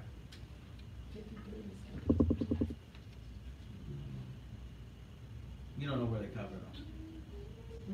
Hey, oh, no. She closed the commercials for me. Here, I'm turning it, but I gotta go to the bathroom. Wait, but they still can hear. So you guys I want you all to look at me this way. Okay, come close. So I can hear you. So Janice Jackson is about to come in. I told her you want a co-host. She said she would prefer to do a one-on-one. Oh, shoot. Now I'm going to say something. Say You know, trouble is my middle name. She just wanted to do a one-on-one. Oh, see, now I'm hurt, so I got to say She has something. to get off. She don't have much time. She got 10 I'm minutes. just kidding.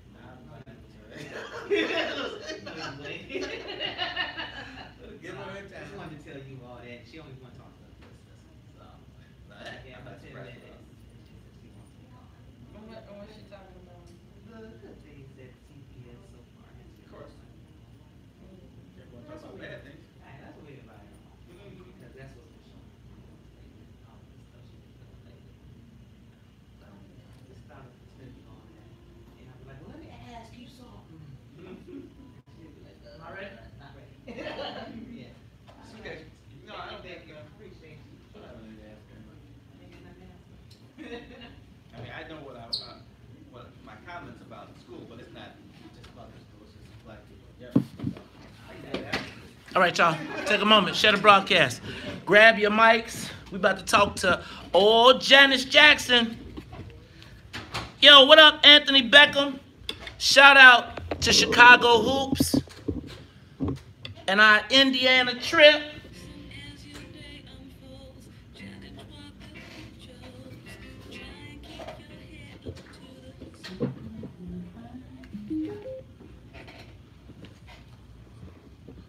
Hey, B, how we looking for today? I need them.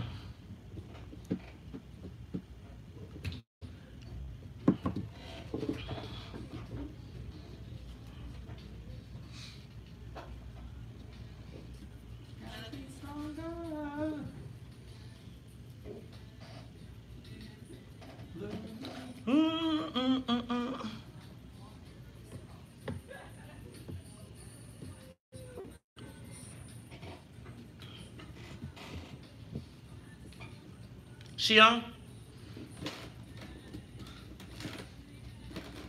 This thing, they gotta fix this.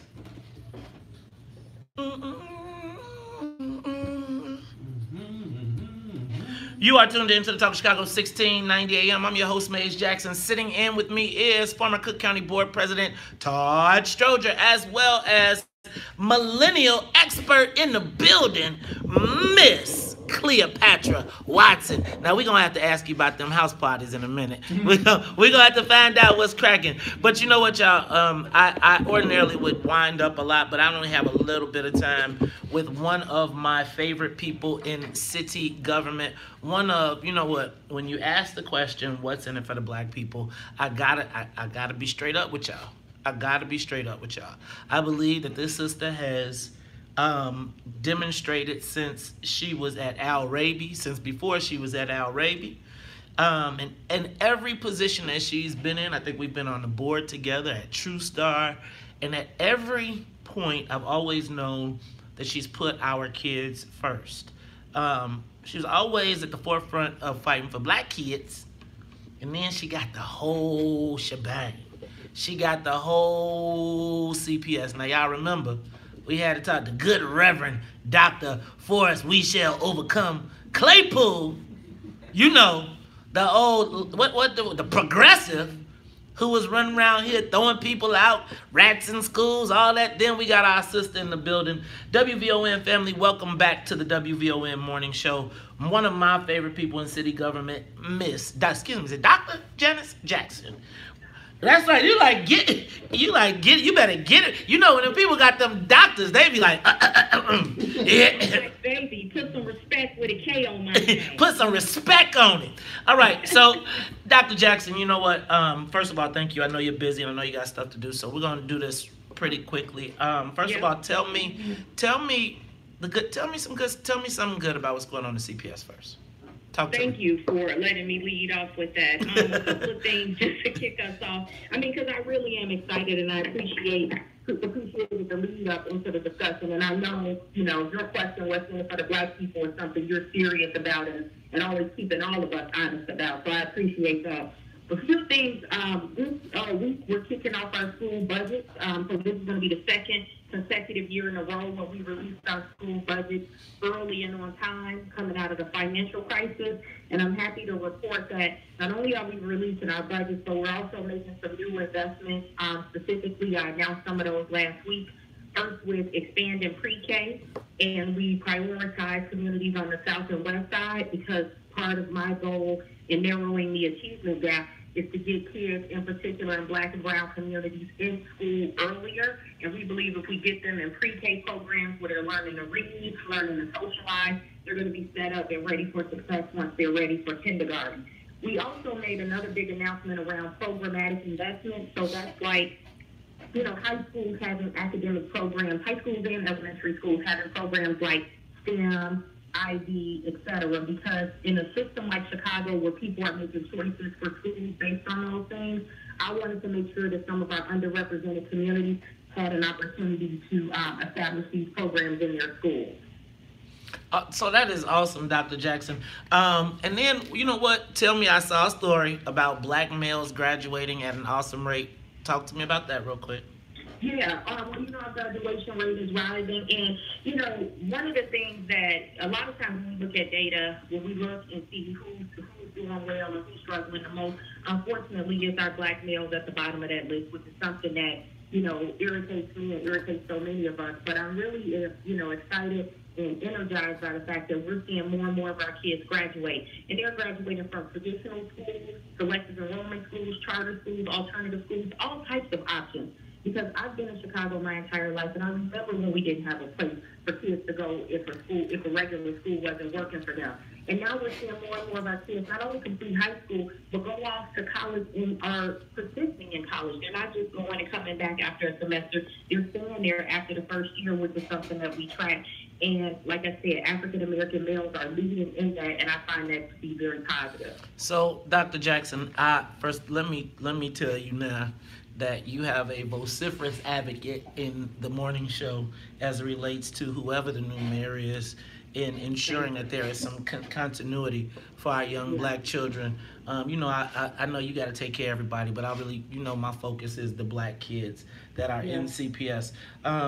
Couple things that I think are very pressing that we have not talked about. I haven't had a chance to talk to you about in a while. Talk to me about what's going on with the sexual abuse scandal and what you've done to rectify that situation. Are we still finding cases? And is there a safe place and a repository for young people who may be victims of abuse from whether it's teachers or students?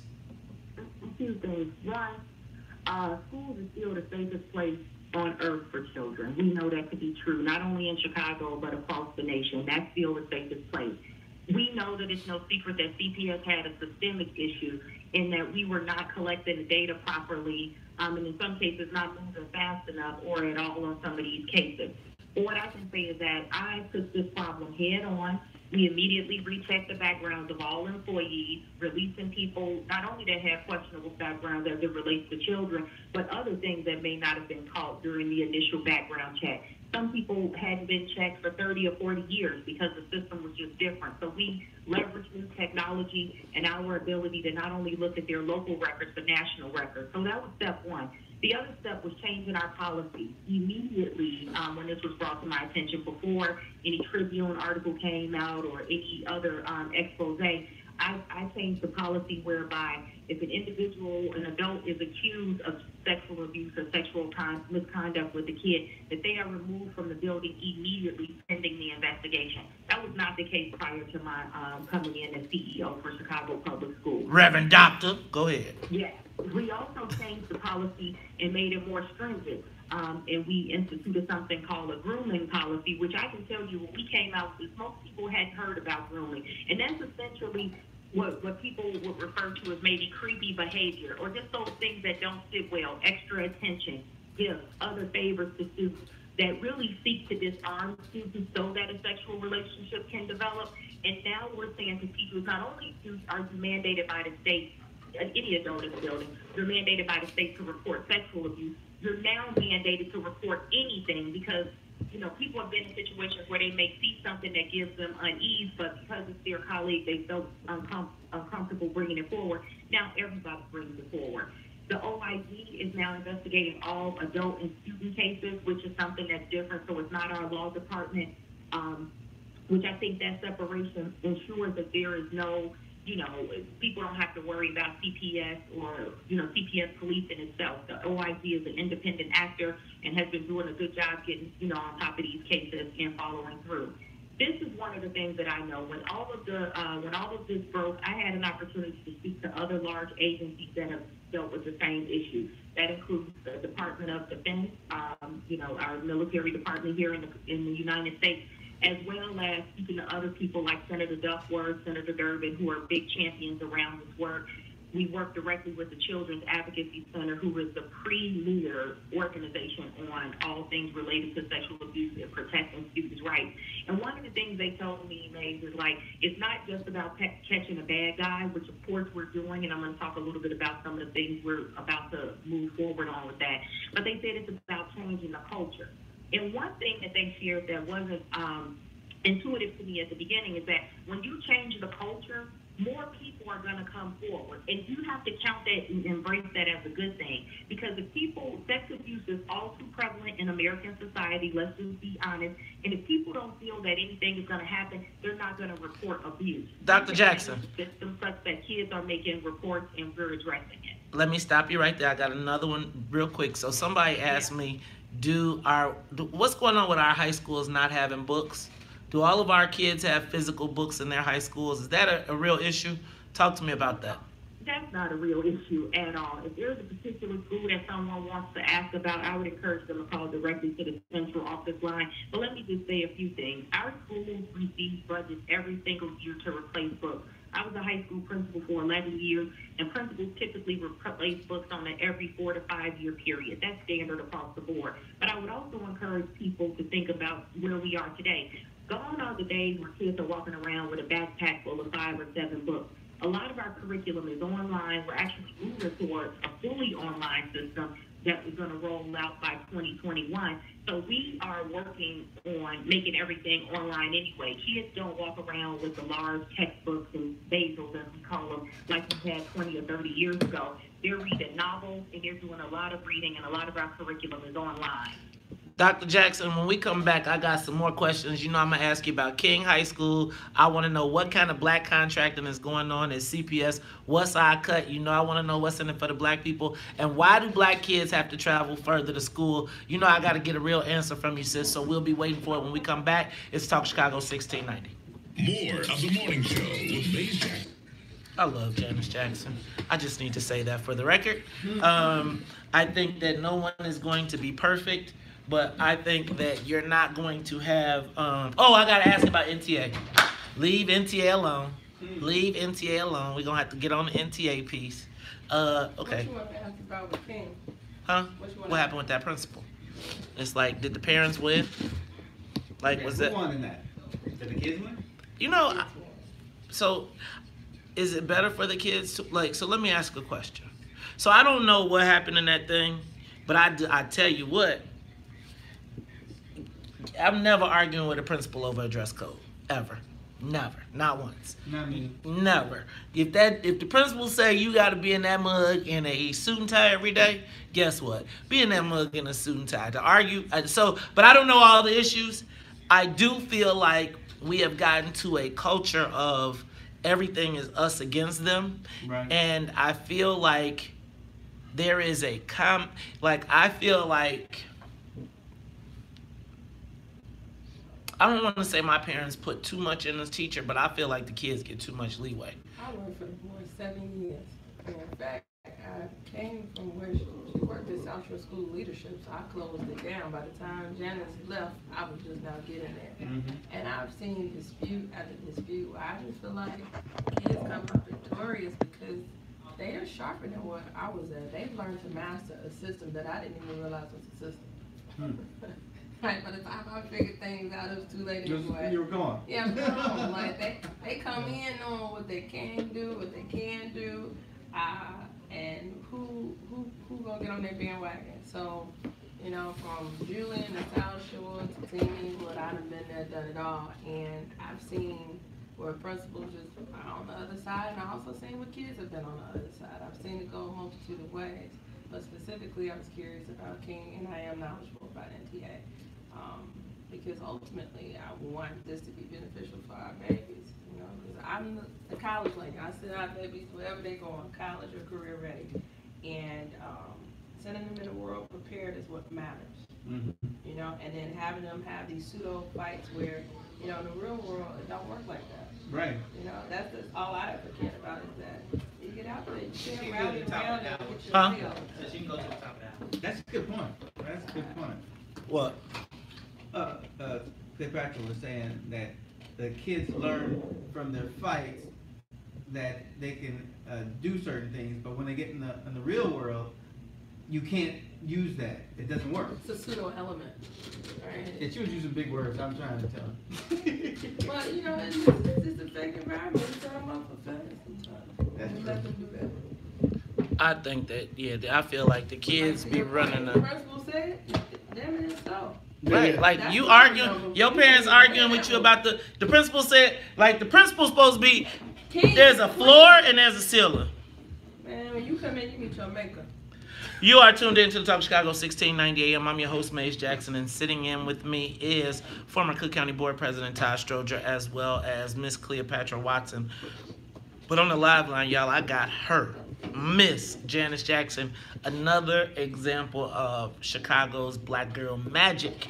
Dr. Jackson, so you know I got some issues, and you know me. First of all, my babies.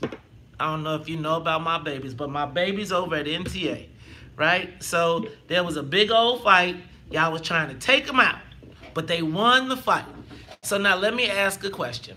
Are you all in the new regime going to come back after NTA, or can our level 1+ babies still stay in their school? First of all, we've said, and I've said publicly, that we have left and abandoned the plan related to NTA. But I do want to say a couple of things about that. We were never trying to close a level 1+ school. It was all about consolidation and making better use of the land and the seats over there. We still have a problem. Now we have 2 elementary schools, NTA and South Loop. Neither are fully utilized, and the kids still don't have a viable high school in the community. So we're going to be going back to the drawing board, working with the community to try to figure out what's the viable option for people who live in the near South region. But we still don't have an open enrollment high school that people are choosing in that area, and we have several thousand empty elementary seats. So I don't want to lose sight of what the original plan is, but I think that, you know, we could have continued to fight after the judge issued the injunction in December, but I personally didn't think that that was in the best interest of kids, and I'm not going to, you know, keep pushing, you know, to fight in a way just to win when it impacts children negatively. So we have abandoned that plan, and we're back to the drawing board. Dr. Jackson, talk to me about the achievement gap between blacks, whites, and Latinos, and what is happening to close it. Because is it still 1 in 4 black kids are going to underperforming schools? That number is still correct. We just issued the ARA, the annual regional analysis, that is the first comprehensive set of data around test scores, performance, and something that you mentioned earlier, which I think is critically important. How far are children traveling to school? And we included that data because I wanted to make sure that people were aware that our kids, everybody wants to go to a high-quality community, and they would prefer a high-quality school, and they would prefer that that's in their community. People don't want to have to travel, 4 and 5 miles to get there, and these are some of the kids that are the most economically disadvantaged, and we know that that is a financial burden. So in order to narrow the achievement gap, we're in the process of launching our new vision for the district, where we're going to be focused squarely on raising the achievement of African American and Latino boys in particular. And the reason that's the case, the reason that's the case, I'm sorry, I'm working and talking. The reason that is the case is because even though all of the data has been improving across the board for all of our children, we still see that gap between performances, in particular for African American and Latino males. And if we don't do something to address that, we're not going to see the kind of progress as a district that we have all been fighting for. Okay, Yeah. Dr. Jackson. So that's something that we're going to be squarely focused on. And part of it is what I talked about earlier, getting them in pre-K earlier, looking at some of our policies around restorative practices, discipline, et cetera. We have to focus on these young men of color, in particular our black boys. Otherwise, CPS is not going to reach its ultimate goal as a school district. All right, talk to me about King High School. The principal at King High School just was reassigned. Yeah. There were issues between the parents and the teacher, the parents and the principal, the LSC. Who won? Well, I don't count it as a win or a loss. I would say that the kids lost. So that's the bottom line. King High School, a school in my community, a school that I want to see be as successful as all the other selective enrollment schools in the city. I think that the children lost because in the sense that we need to make sure that the LSC and the principal, whoever that new person will be, is working together and in a supportive way. LSCs appoint the principals, but principals have to be given the latitude to lead in their building. And it's unfortunate that King has had such a storied past with regard to principal and LSC relations. I'm hopeful that with this new LSC that has been installed for just over a year now, and when they pick a new principal, that they will pick somebody that they have faith and confidence in and allow that person to actually lead the school. You cannot run a school part-time, and you cannot run a school with multiple people. The principal has to lead and be in charge. I think this new LSC knows the importance of that. They're about to start the process to select a principal that they selected, and we're hoping that that's going to work out. Principal Severe has been in the district for 23 years. She had a great record prior to going over to King, and because she puts children first, she stepped back and said, you know what, if me coming out of the equation allows this school to get where it needs to be, then that's what I'm going to do, and that's what she did, and I commend her for that. Janice, Dr. Jackson. Last one. Well, I got two. One, talk to me about black contracting opportunities. What's our cut at CPS? How much of that? Now, I don't want to know minority. I want to know how many dollars. How big is the CPS budget? The CPS actual budget is about $7 billion, including debt service. But just to be clear, we spend about $1.1 billion on contracts and services and goods. So that's really the target. And how much did the black people get of that $1.1 billion? Well, let me say this. Our minority and women-owned and minority goals are 30% for minorities, 7% for women. We just hired really sharp sister to run our OBD department, Office of Business Diversity. Her name is Latanya Senior Smith. And she has, first of all, brought in all types of technology so that we can even answer the question that you have. While we have been meeting our goals, to your point, I would like to see more black and Latino people getting access to those businesses, because minority includes more than black and Latino. We all know that. So here, let me just say this, because you know what? Yeah. It's the black kids that come up short, and everybody else is eating. So I got you on everybody. But right here, we want to know about what is happening for black kids. I got you. I know you got to do the all thing. But right now, we are concerned about if the black kids, 1 in 4 black kids go to a failing school, we want to make sure that there is a special need for equity in that space.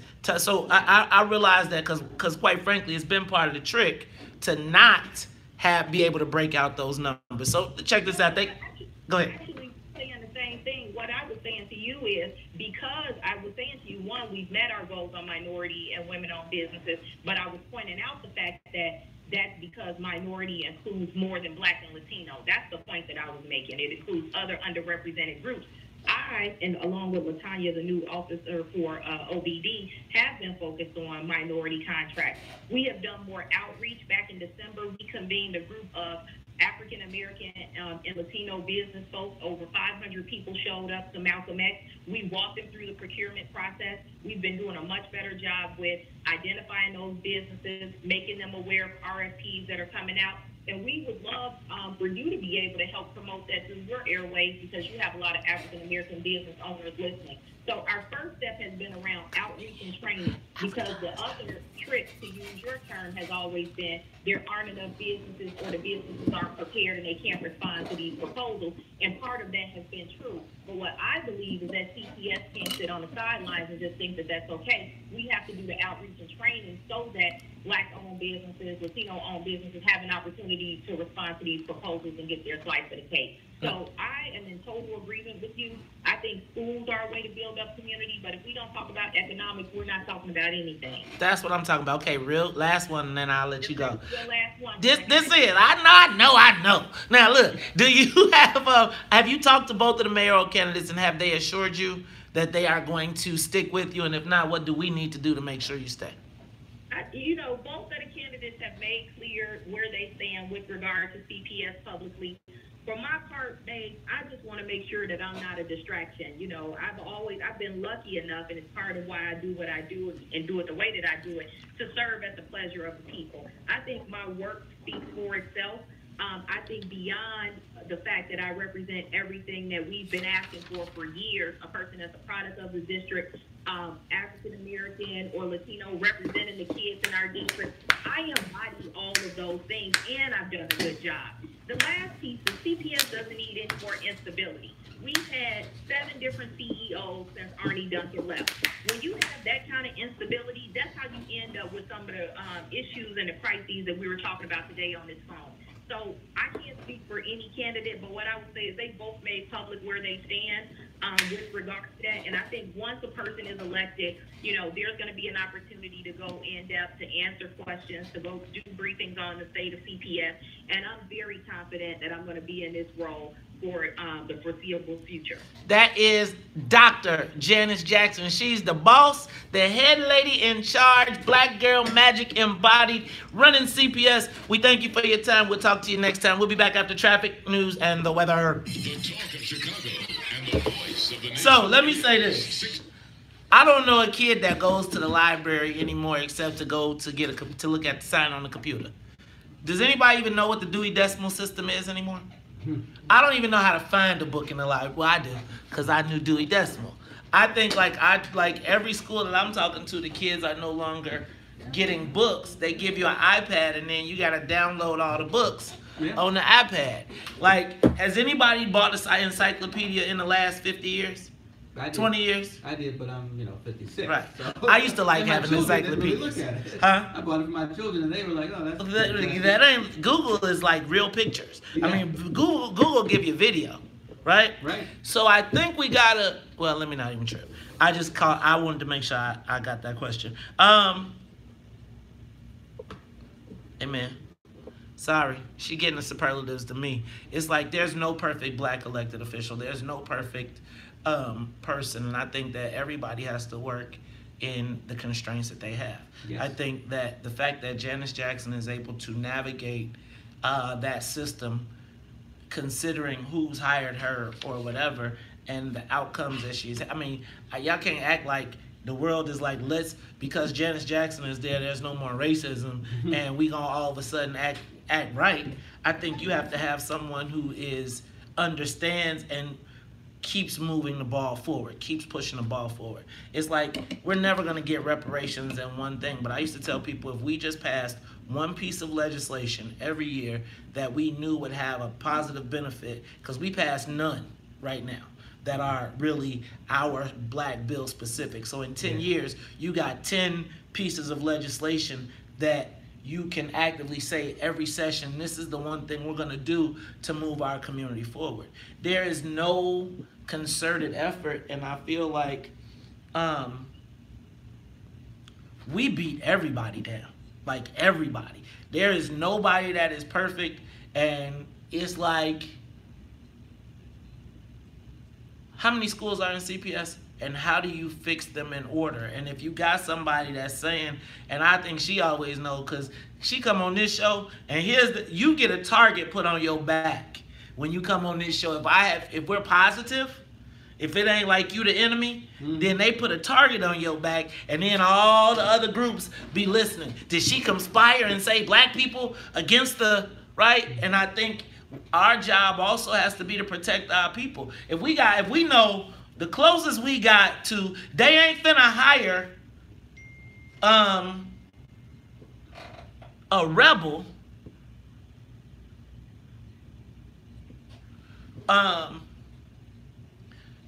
be clear. No one is going to hire somebody that's going to go into their administration and then MF them. Right? Like, why do I hire you as the head of a multi-billion-dollar agency so you can use it as a platform to MF me? So no, you don't expect anybody that gets the position, if you want them to be effective, to be MFing. You want them to be at the table when you don't go to the meeting and they're saying, nah, that can't happen. We got to do this for the kids. We got to do that. Now, it's, again, there's been, since before the Willis wagons, there has always been a disenfranchisement of black kids in their education in this city. So now you got a black CEO and you saying that she gonna bring from slavery all the way to now back. No, I think you have to get incremental changes. And which incremental change do you start on? Right? And if you start on this one, that person is going to be like, this ain't good enough. This ain't running one school. This is running the whole entire district. And if they have spent, you know why kids got to travel further to go to school. Because dude just shut down 50-something schools. Right? So if I shut down 50 schools, it's odds that you're going to have to split the distance between some of those. I want us to really play the game and understand that it's people in different spots, and we got to be able to connect with them, not cut them off, because when you cut them off, then the first thing they do is be like, there's no reason for me to go over there and talk to them. They're going to curse me out anyway. Right? They're going to be like, if you can't even get, she been there a year. Forrest Claypool gave away how many millions and billions of dollars to his friends? They done spent how many law firms? The rats, the multi-million-dollar contracts, all of that. I forgot to go back to the rats. The multi-million-dollar contracts, all of that stuff. Like, how does she unwind that in a year? How do you unwind a multi-year contract that all the white boys wired up for their friends? Because CPS is a money maker for them. And the second you really go too far into their stuff, somebody's saying she got to go. Right. Sorry, she cutting out my, and guess what? Ain't no black people that's got $500,000 to donate to nothing that's gonna be like, no, save her. I'm sorry. Go ahead. It's hard for me sometimes. I be like, Wakanda kills me some days. No, you gotta be passionate about it, or you can't do it. What's the use of being for something if you don't have passion for it? So you gotta look at it, and you gotta look at it in a way that you want to see some results. Because I think there's a lot of emotionalism that goes through this. So when I look back on my life and some of the decisions I made, the worst ones come when it's just an emotional thing. Oh, this person sucks. We better get rid of him. Oh, we may be in trouble because, we'll just fire or whatever you do. Thoughtful decisions help you, and making a plan. And as Mace was saying, what we should have a 10-year plan. And in legislative bodies, things don't die. They're always there. Like when they passed that Patriot Act had been around for, I don't know, maybe a decade or something. And they saw the opportunity. So we should have things that affect us just like that keep on coming up every year. They never die. We just keep on trying, and then one year maybe something will happen and like, oh, we can sneak this one through, and we get it through.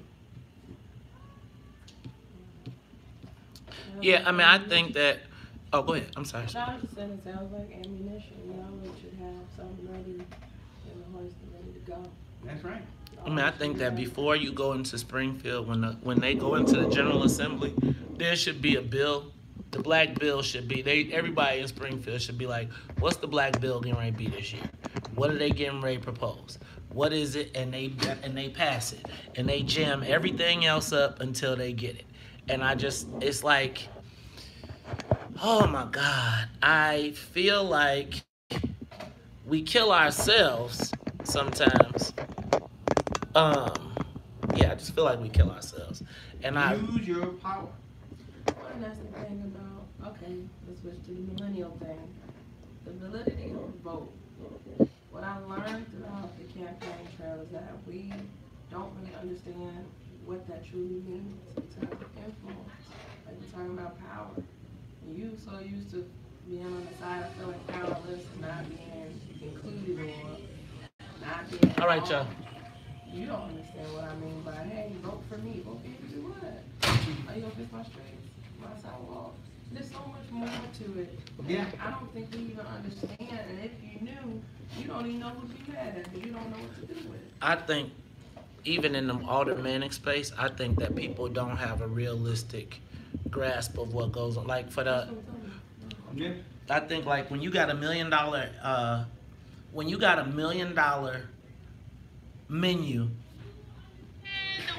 that are coming out of my mouth, when you got $1 million menu and it costs $30,000 or $50,000 to do one sidewalk, it costs $100,000 to pave a block, it costs $50,000 to do a traffic study to put up a stoplight or a stop sign. I think people don't, man, just having been a chief of staff of an office, of an aldermanic office, it's a lot of stuff that I think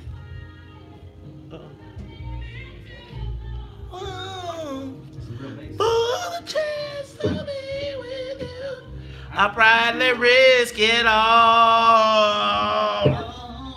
Through the fire, through the liver.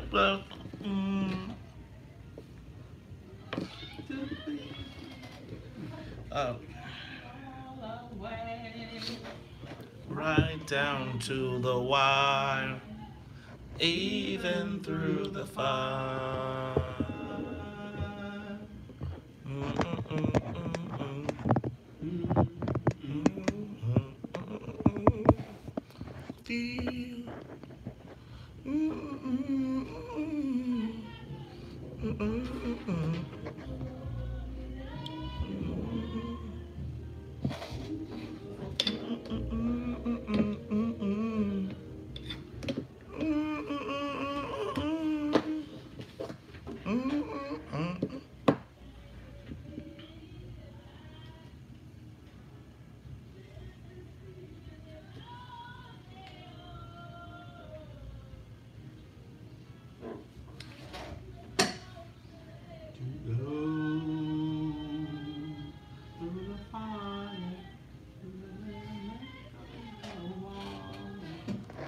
For the chance to be with you, I proudly risk it all. Through the fire.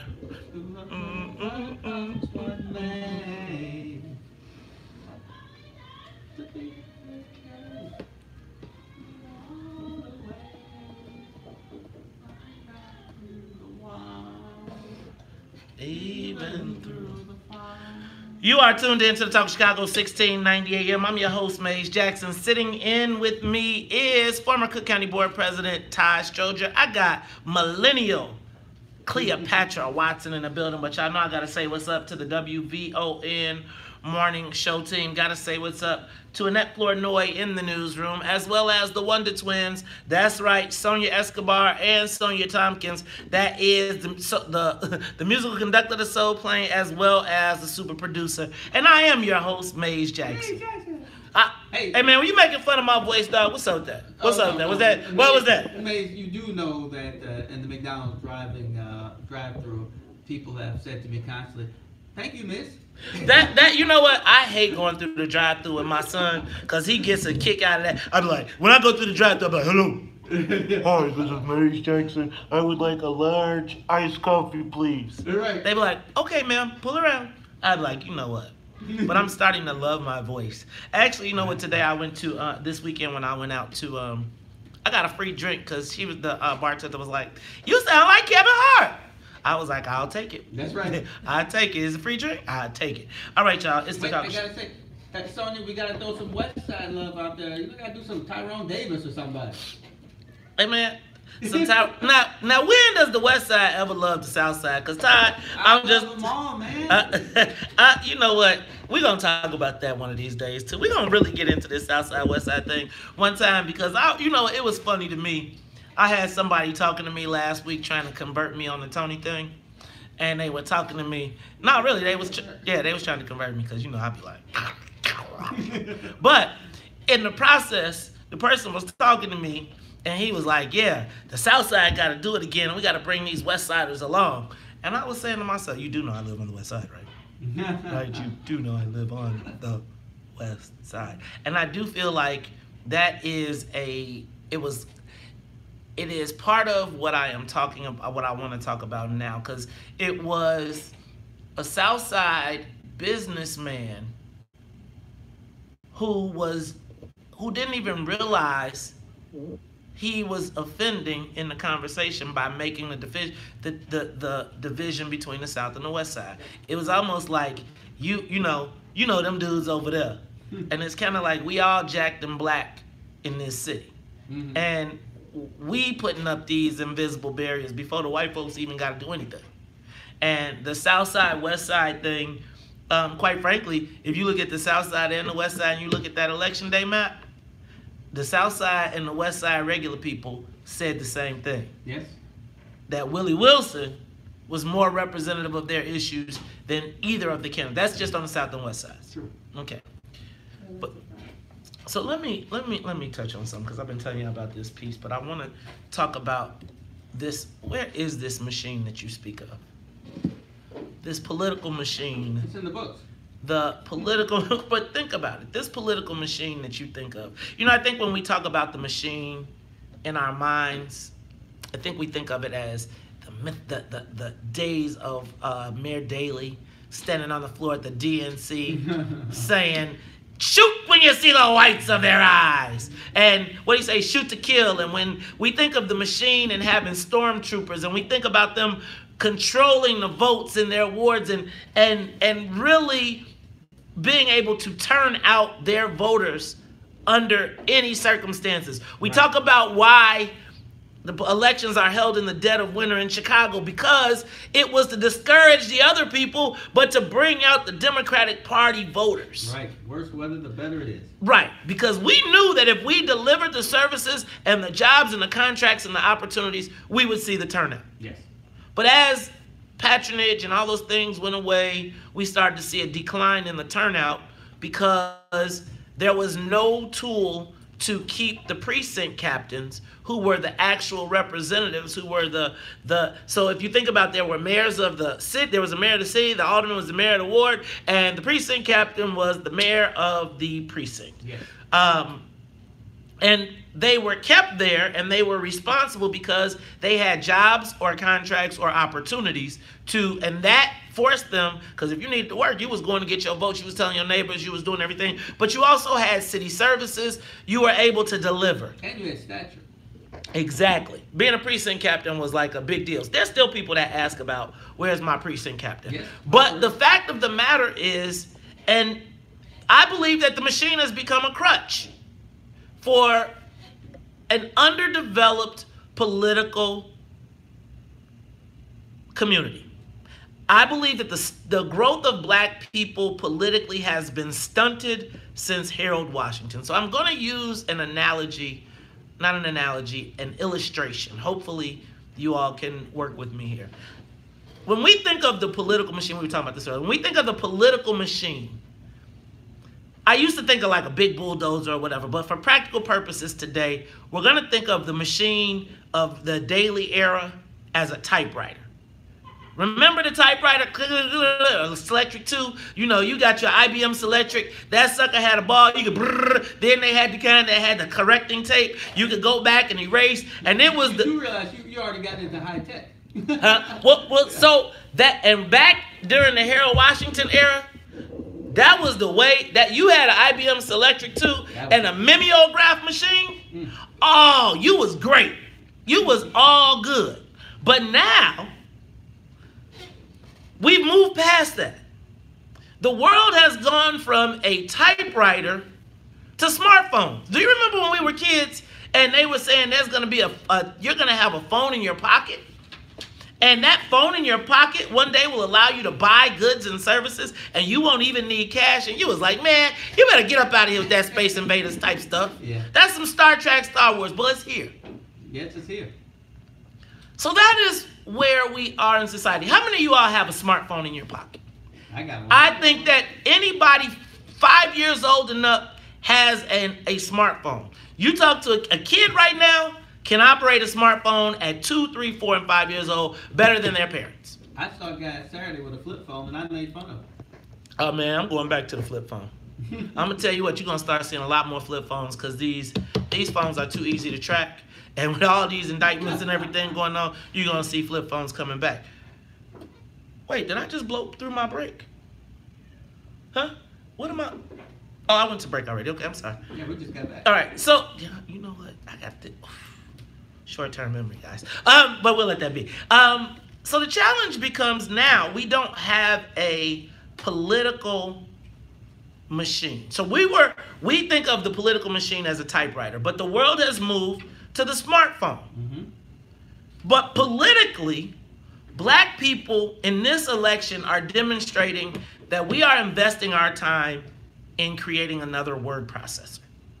Does anybody remember a word processor? Remember after the typewriter, and then you had the word processor, which there was no paper? Mm-hmm. It was like the thing, and you typed everything in, and then after you typed it in and you corrected everything, then you pushed print. Right. And you was like, man, I'm fancy. Like a Commodore? Yeah, I'll use real paper. So right now, here's where we are politically in my estimation. And I think what's happening right now is we are trying to, I think we have recognized that the times have left us, right? Politically, we are stunted in our growth. And so now we're trying to put it back together, but when we're trying to compete now, our leadership is telling us to build a word processor. They're like, look, guys, we got a new and improved word processor. We rebuilt it. It's going to be better than ever. And I'm telling you, it'll print up. Now, but isn't that part of that because the audience that they're talking to, which is mostly older people, because that is what they're used to, they are used to where they're not even connected to the smartphone era yet. I think that is not true. Go ahead. Go ahead. I agree, because hence why you keep calling me the millennial. They're not directly talking to my generation. I think you gotta get to the mic. I think a big part of connecting to the millennial group is the disconnect. A lot of times they're talking at us. So we're in the smartphone era, and I feel like these are two different worlds. So a big part of them building up their supporter base is the traditional base that votes, which are the older groups. So I think I'm going. Go ahead. When I was the president, I got all the Southside committeemen together, and I got a young man. I think you probably know him, Rita Fry's son, and I suggested that they use him, and I was going to pay him a salary to bring them all up to whatever the age was, 2000, whatever. And not one of them, they weren't interested. So I think I'm really using a metaphor right now. Or is it a metaphor or is it a simile? I think I'm using a metaphor. So the thing that I'm suggesting is right now is that we need to rebuild our political machine, but we are rebuilding it from a very old perspective. I'm not talking about the turnout. I'm talking about the tactics that we use to convert or to turn people out, right? I think that we have got to stop. It's like there's no shortcut. We have got to reorganize and we have got to reposition. And I think the way that, even in this race, how we're going about the win, or trying, let me not say we, because I'm not part of that. I am neutral in this race. But I am going to say that as I watch the campaign tactics that are being rolled out, I'm seeing the same stuff that was done 20 years ago, not done as well.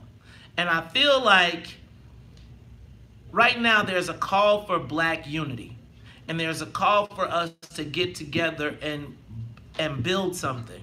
But this thing that they're asking us to build is a word processor instead of a new and improved AI-driven Terminator.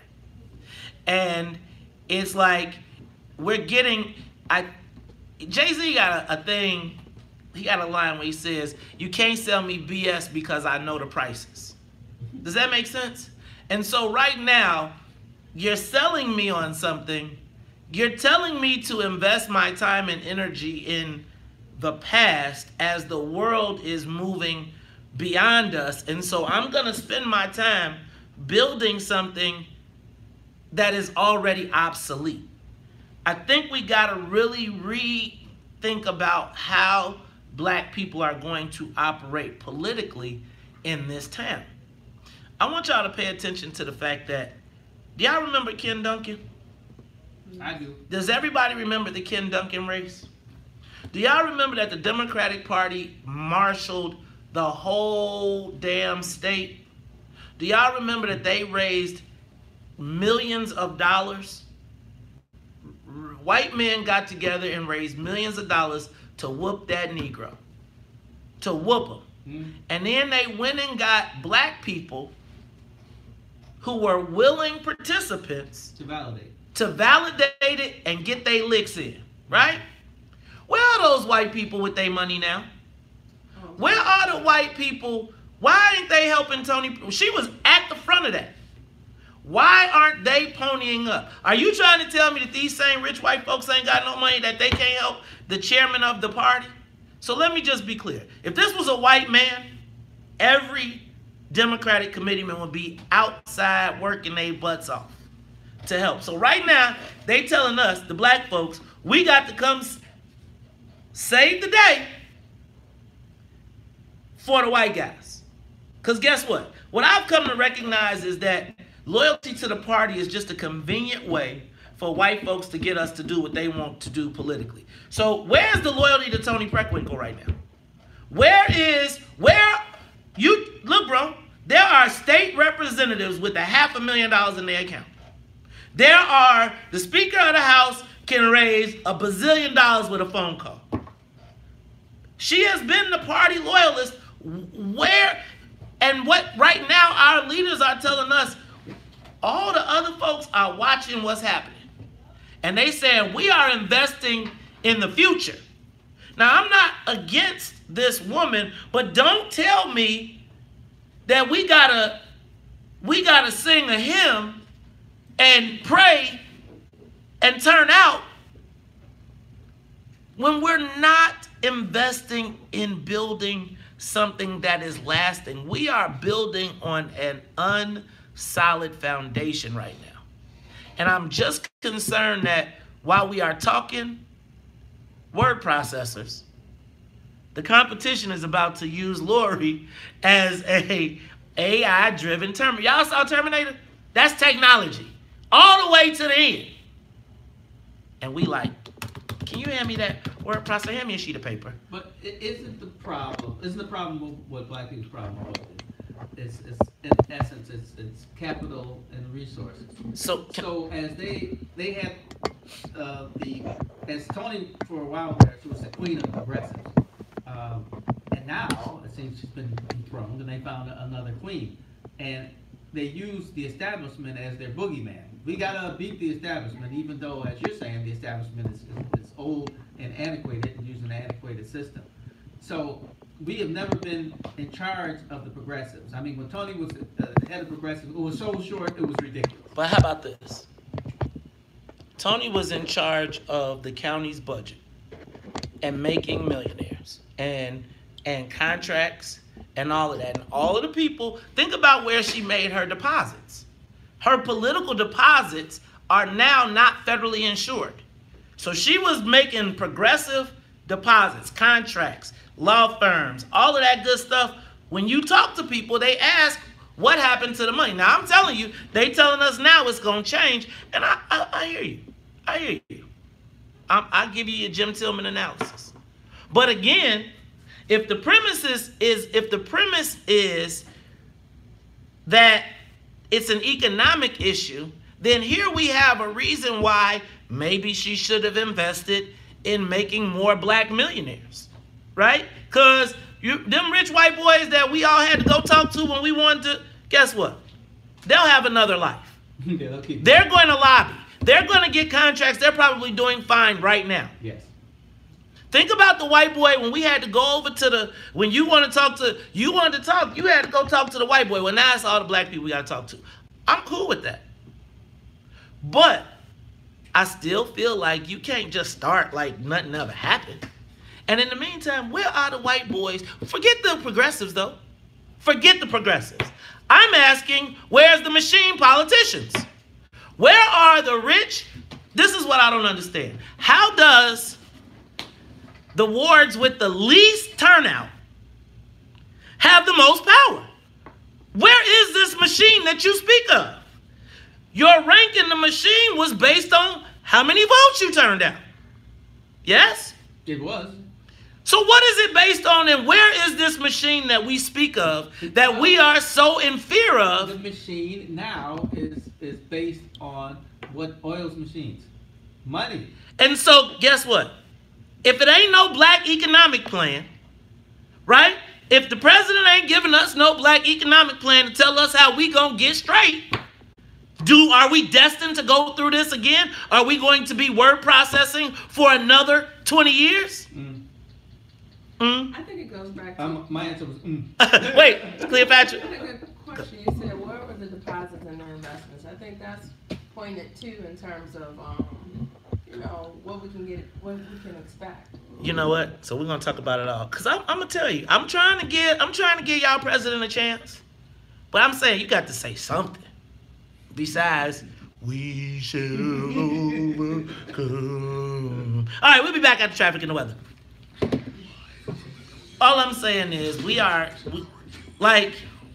this is all one big circle. There's no money. So think about this. Kim Griffin gave a loser $2 million. Ken Griffin said, I'm with you, Bill Daley. Here's $1 million. Labor said, oh, we're going to put $1 million against him. Ken Griffin said, here goes another $1 million. Right? Yeah. He lost. They gave this man $2 million and he lost. And he lost. Now, I am suggesting, where are the party leaders right now for Tony Preckwinkle? Where is how come I don't see the Matagoons? How come I don't see multiple millions of dollars flying around, going into these accounts and getting transferred? This is the chairman of the Democratic Party of Cook County. And according to this poll right now, they're saying it's 57 to 17. 57 to 17. Where is her money? Where? You mean they gotta put up $1 million just on GP. You gotta put up $1 million just to be like, that's our part. Cause real talk. I'm looking like, well, if they gonna lead a party chair out there like that, she's going to, let me tell you what. She is about to get whacked inside because if I'm Lori, I go get all them white committeemen and I say, we're gonna take the party. All y'all, cause the white committeemen are gonna wanna be with the mayor, not the county board chairman. So now what she's gonna face is Pencil Neck Paul coming from the south, from the north side, with a conglomerate of votes, team up with 19, they can take the whole party. Now you ain't got a black person at the head of the party. They take back over the judges and start doing the white boy slating, etc. Because in the meantime, we done been so busy MFing old girl and burning the bridges, she gonna be like, I don't need to talk to you about if the white boys all come to me, which they already are because they wards are already there, you stuck. And there's no money because they getting ready, they finna dry her up. And you know, right now, who's the next person up? So right now, somebody is planning to be the county board president. She loses, this is her last election. Somebody white is planning for the county board. It ain't Bill Daley. I mean, it ain't John Daly. No, it's not. It's probably gonna be Bridget. Yeah. Right? Definitely thinking of Gainer. See? And she got some chops. Because she's been quiet ever since that story came out. That story came out months ago. And I haven't heard anything from Bridget. And I expect her to do something fantastic. But who was the first person on the stage on election night? Who was the person? Was Bridget, right? So Bridget is positioning herself to be that person. Now, Stanley would be another consideration, but if they looking at the math, the white boys could just take the whole joint. Now, your girl still has refused to even lay out what the economic plan is for black people or whatever. And so now, you get in the crunch time. Bro, if she lose like this, if she lose by 20 points, she is emasculated. Like dead. Dead. There's no, she probably ain't going, if I'm Bridget or somebody, I'm dropping a press release every damn week. I'm gonna be like, bam. Then I'm gonna go into the finance department. I'm gonna find out what happened to the van, who paid for the vehicle. She getting ready to get exposed if she loses this way like this. She needs to, like, why you got that face? See, if you're a political, like right now, this is when you stick the knife all the way in. And everybody, all the white boys are gonna take a shank. She gonna get shanked like she at the county. Because every white boy is gonna be like, what loyalty do I have to her? And look at Madigan and them gonna make a deal with old girl. If they don't all get indicted.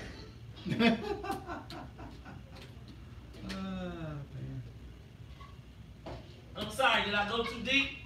No. Did I go too deep for y'all? I'm sorry. Hey, you know, you've got a point. When people know there's blood in the water, they strike. I mean, and again, here we go. Political farmers, you're agricultural based. So when I talk to y'all about going to war, everybody will be like, oh, these white boys don't be playing. They will slit your throat, not even think twice about it. If they think it's a path over your body, they taking it. Mm-hmm. And we sitting here like, huh?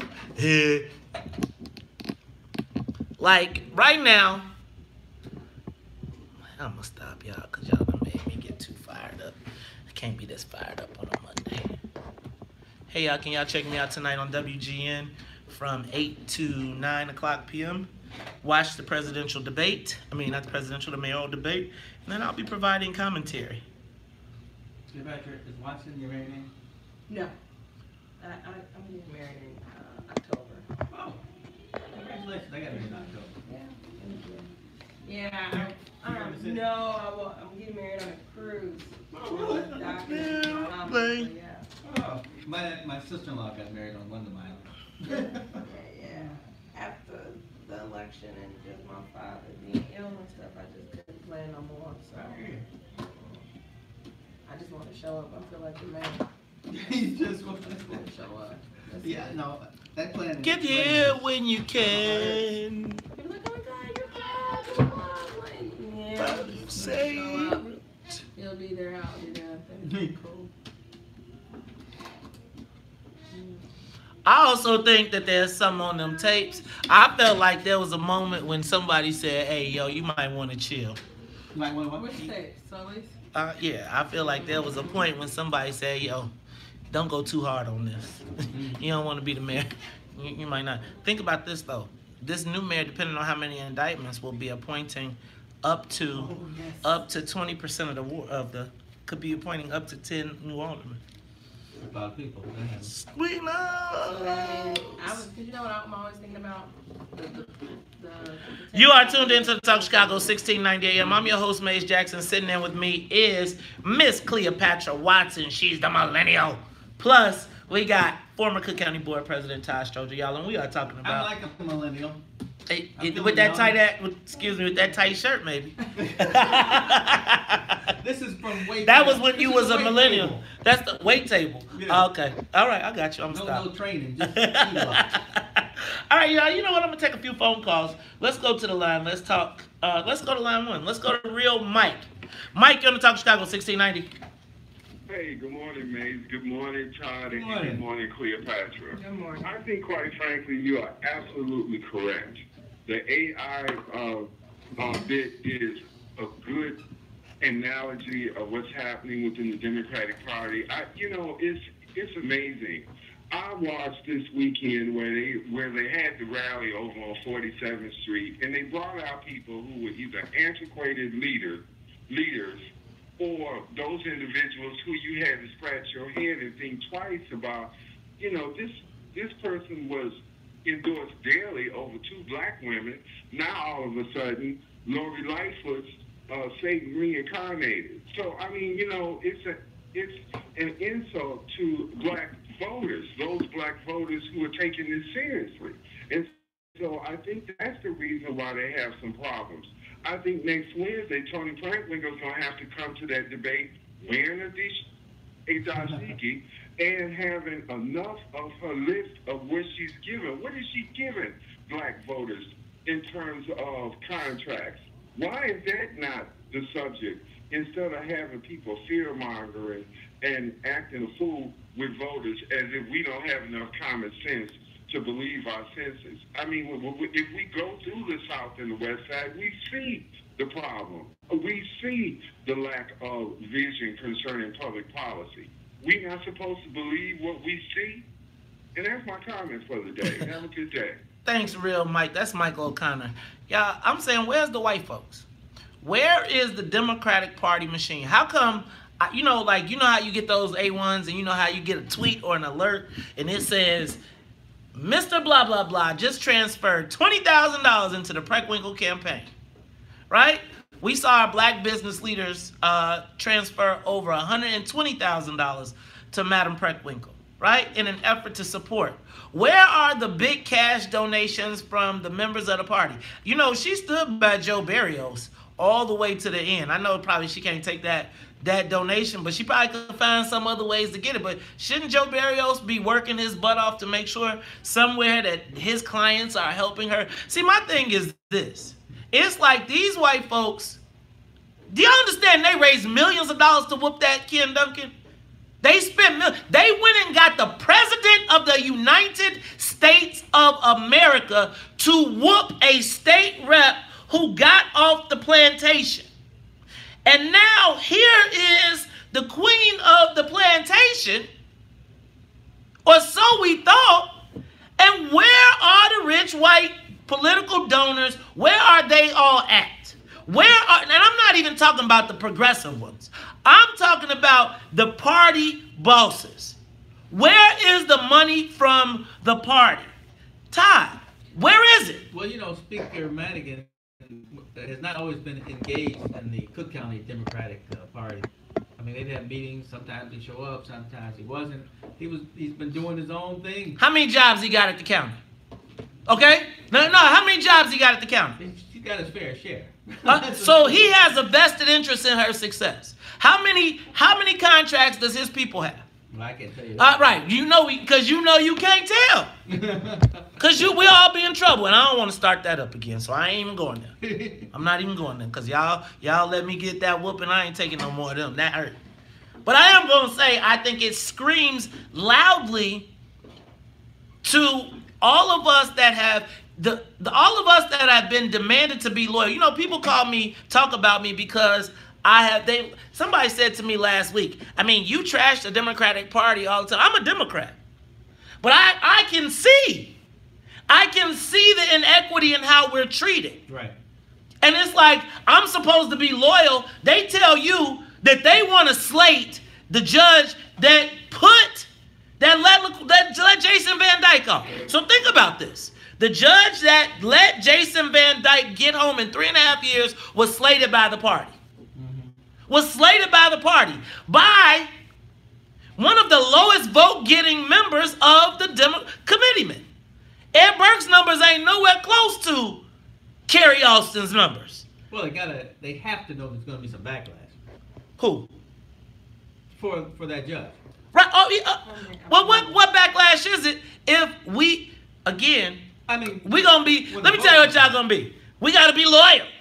Loyal. And they going to put that same thing down. And guess what? We going to be black lollipopping again. Go ahead, Cleopatra, because I done got my blood pressure up. No, I was just going to say, absolutely, but we're dependent on the voter that does its research outside of being a loyal member to the party. So this judge, right, that you're talking about, it is predicated on what we know going in, but oftentimes you get the slip, you march in there, and you just check the boxes like Campbell's soup. Well, when do you get well, remember the last voting? election, though. Remember, they was it 2 people who weren't retained? There were 2 people who were not retained because there was public outcry. If they could have got him... There will be public outcry. This thing has just been too big. I got you. Yeah, but he shouldn't even make the slate, to Mays' point. Given the history, like, why are we serving him up on the Campbell soup kitchen thing? Why? See, I feel like this. When it's time for us to be loyal to slate these judges, when it's time for us to be loyal for them to do what they want to do, when it's time for us to be loyal because Ken Duncan voted against something that they wanted, then we got to be loyal. We got to march. We got to get in line. We got to take these Negroes out. We cannot allow disunity in the party. First people at the front of the line, chairman of the Cook County Democratic Party, right? When Madigan said we're gonna have these meetings at Gibson's every week and we're gonna make sure that these Negroes is not successful, black people was complicit. Black people played. They was like, yep, it's the team. We all on the team together. See, but it was another meeting. See, Tony was at them meetings, but she didn't get to come to the meeting where they decided that it's time for her to go. And now I'm asking to all of the people that are demanding loyalty from us, have you talked to your guys on Pulaski? Have y'all made all of them lobbyists that got rich? Rich. I ain't seen no major transfers in from no rich lobbyists that are stepping up to Tony Preckwinkle. Where they at? Why is it that the BLC has got to donate $120,000 and we ain't seeing $120,000? Let's go through they don't register lobbyists at the county, so we don't know how much money the lobbyists make at the county. But what I'm saying is right now, Tony Preckwinkle, you telling me in 8 years, where's Walsh Construction? Remember they showed us the 5 people, the 5 trainees that was working in the building? They rebuilding the whole county, a multi-billion-dollar project. They show us 5 trainees. Where's their money for Tony Preckwinkle? Where is it? Where is Clayco? Where are all these multi-billion-dollar corporations that have descended? All them people building, where is your money? The black guy stepped up. The black businessmen stepped up. Where them white boys that's getting rich? Passing out Air Jordans, thinking that's good enough. Oh, I'm going to show my prize Negro. Man, y'all better get up out of here with that bull. Look, when we come back, I got to take these phone calls, and then we going to close this thing out. Y'all done got me hot. Let's talk Chicago. More of the morning show. Come on, man. John Kelly, how much money John Kelly make out the county? Oh, I'm sure he does. How much money? Where he should transfer in $1 million. Them fools be flying private jets, bro. Private jets. These lobbyists come, play the role with the Negroes, and then leave and go to Vail and every place else in the world. Where are all of those people that have profited from her for all this time? They making donations to Lori. And our people are telling us, get on the train. Where are they? Where? But can I ask you this? I feel like we're having a conversation as though this is new. Because I was just talking about this. You get a new ring and you kiss the ring. You know how many people don't flip script just from the council alone? And they were just on the ticket with Tony during my automatic race. Now they're kissing a new ring. That's a behavioral pattern in which I'm very immune to. Right? And a lot of people have jumped ship and disbanded her, and that's a sense of normalcy too. Because there's a new era coming. And everybody want to be in the fold.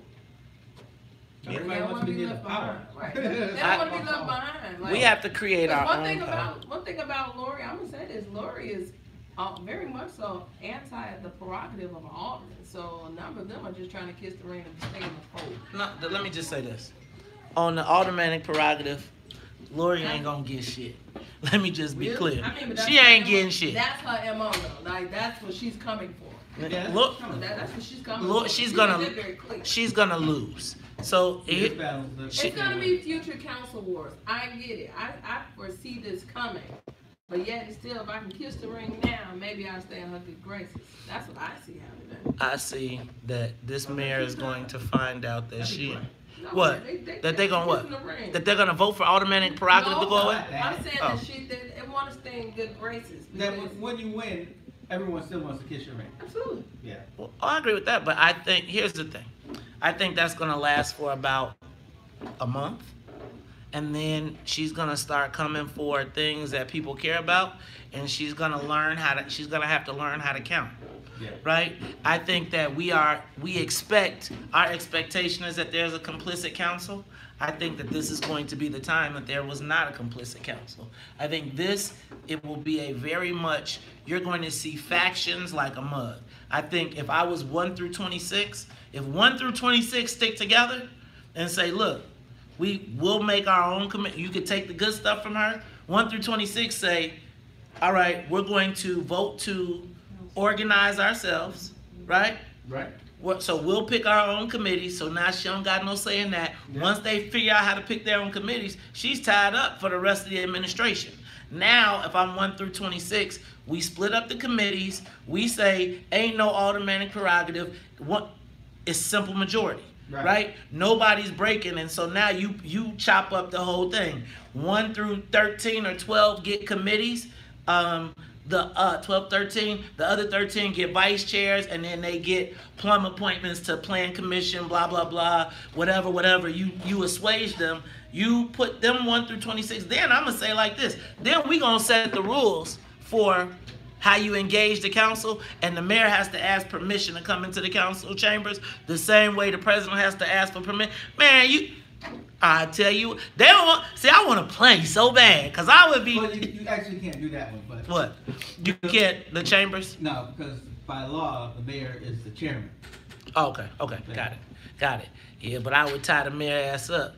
You get 1 through 26 stick together, it's a wrap.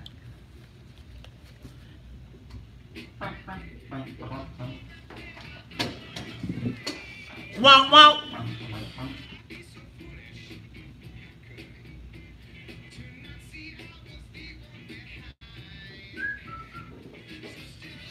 You are tuned into the Talk of Chicago 1690 AM. I am your host, Maze Jackson. Sitting in with me is Miss Cleopatra Watson and former Cook County Board President Todd Stroger. Guys, let's go to the phones real quick because I want to get some of these calls in. Let's go to line 4. Let's go to Phyllis. Phyllis, you're on the Talk of Chicago. Yes, good morning. Enjoying your show. I just want to say that it seems to me if Technical's not getting money from the big bosses in the party and the big money behind the party, then they're not expecting that they can control her.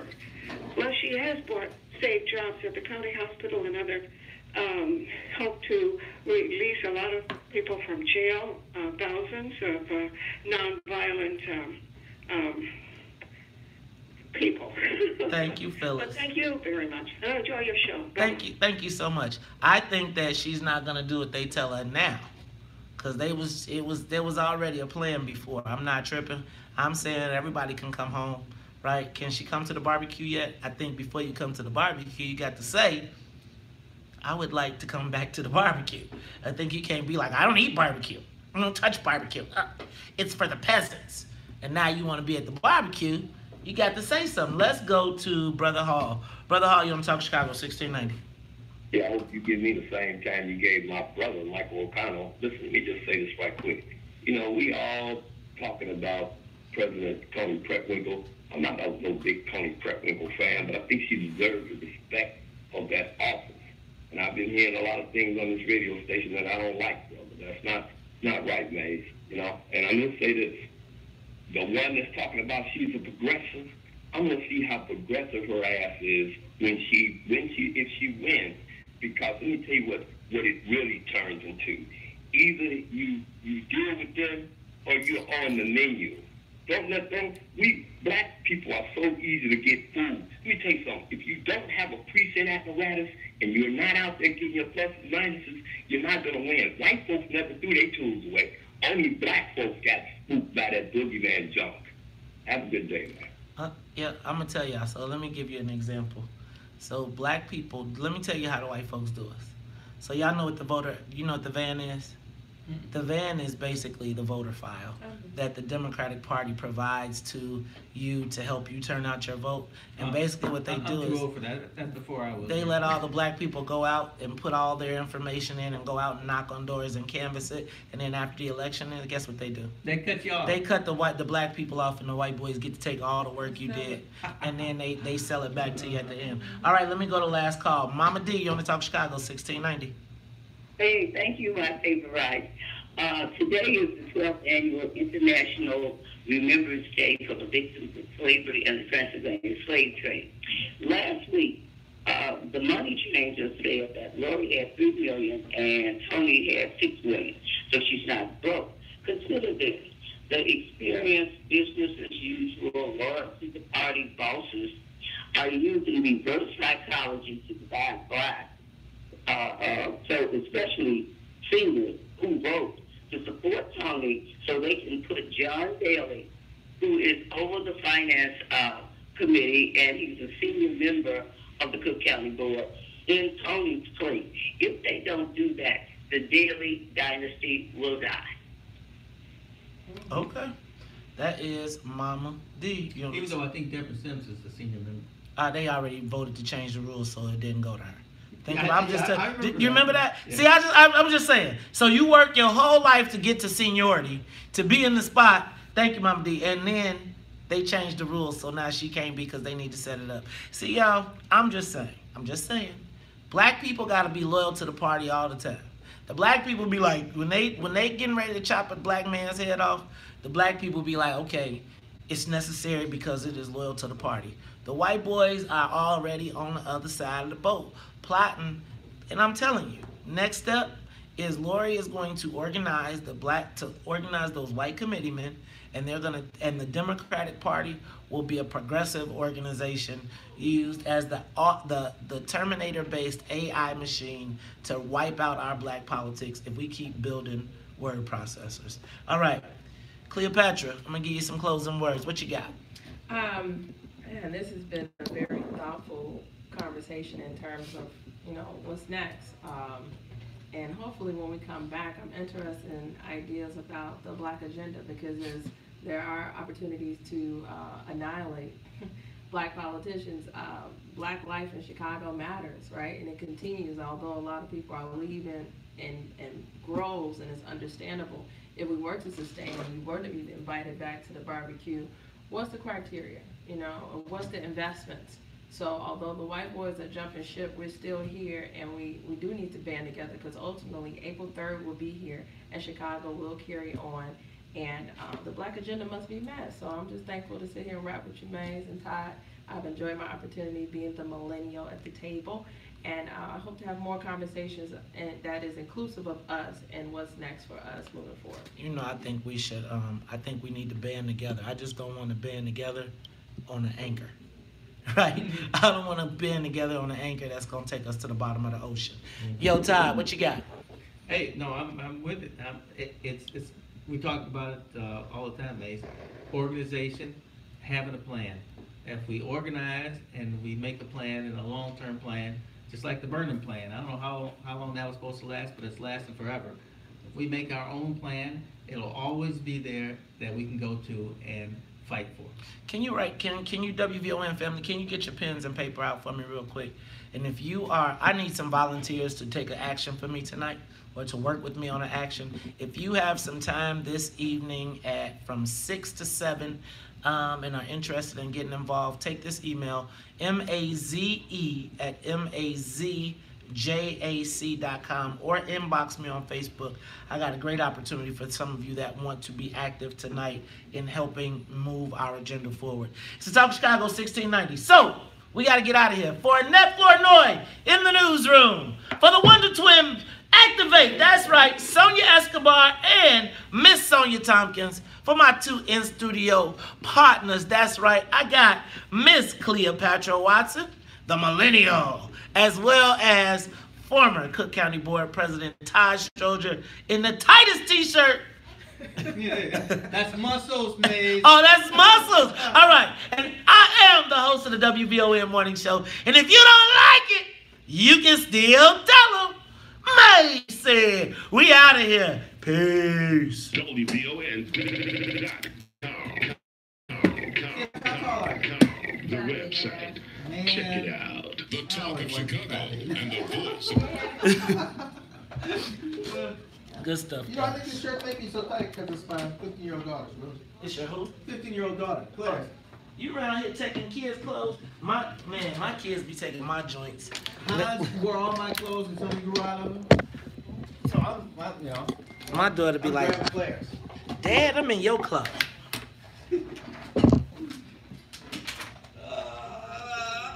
All right, y'all. I think it's the WVON Morning Show.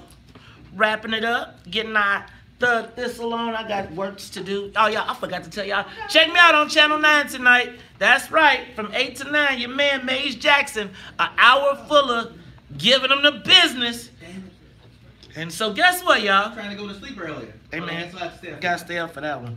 See, my thing is, like, why start a fight? Like, my thing is, like, I was saying to the people, like, okay, so I'm about to, let me end this.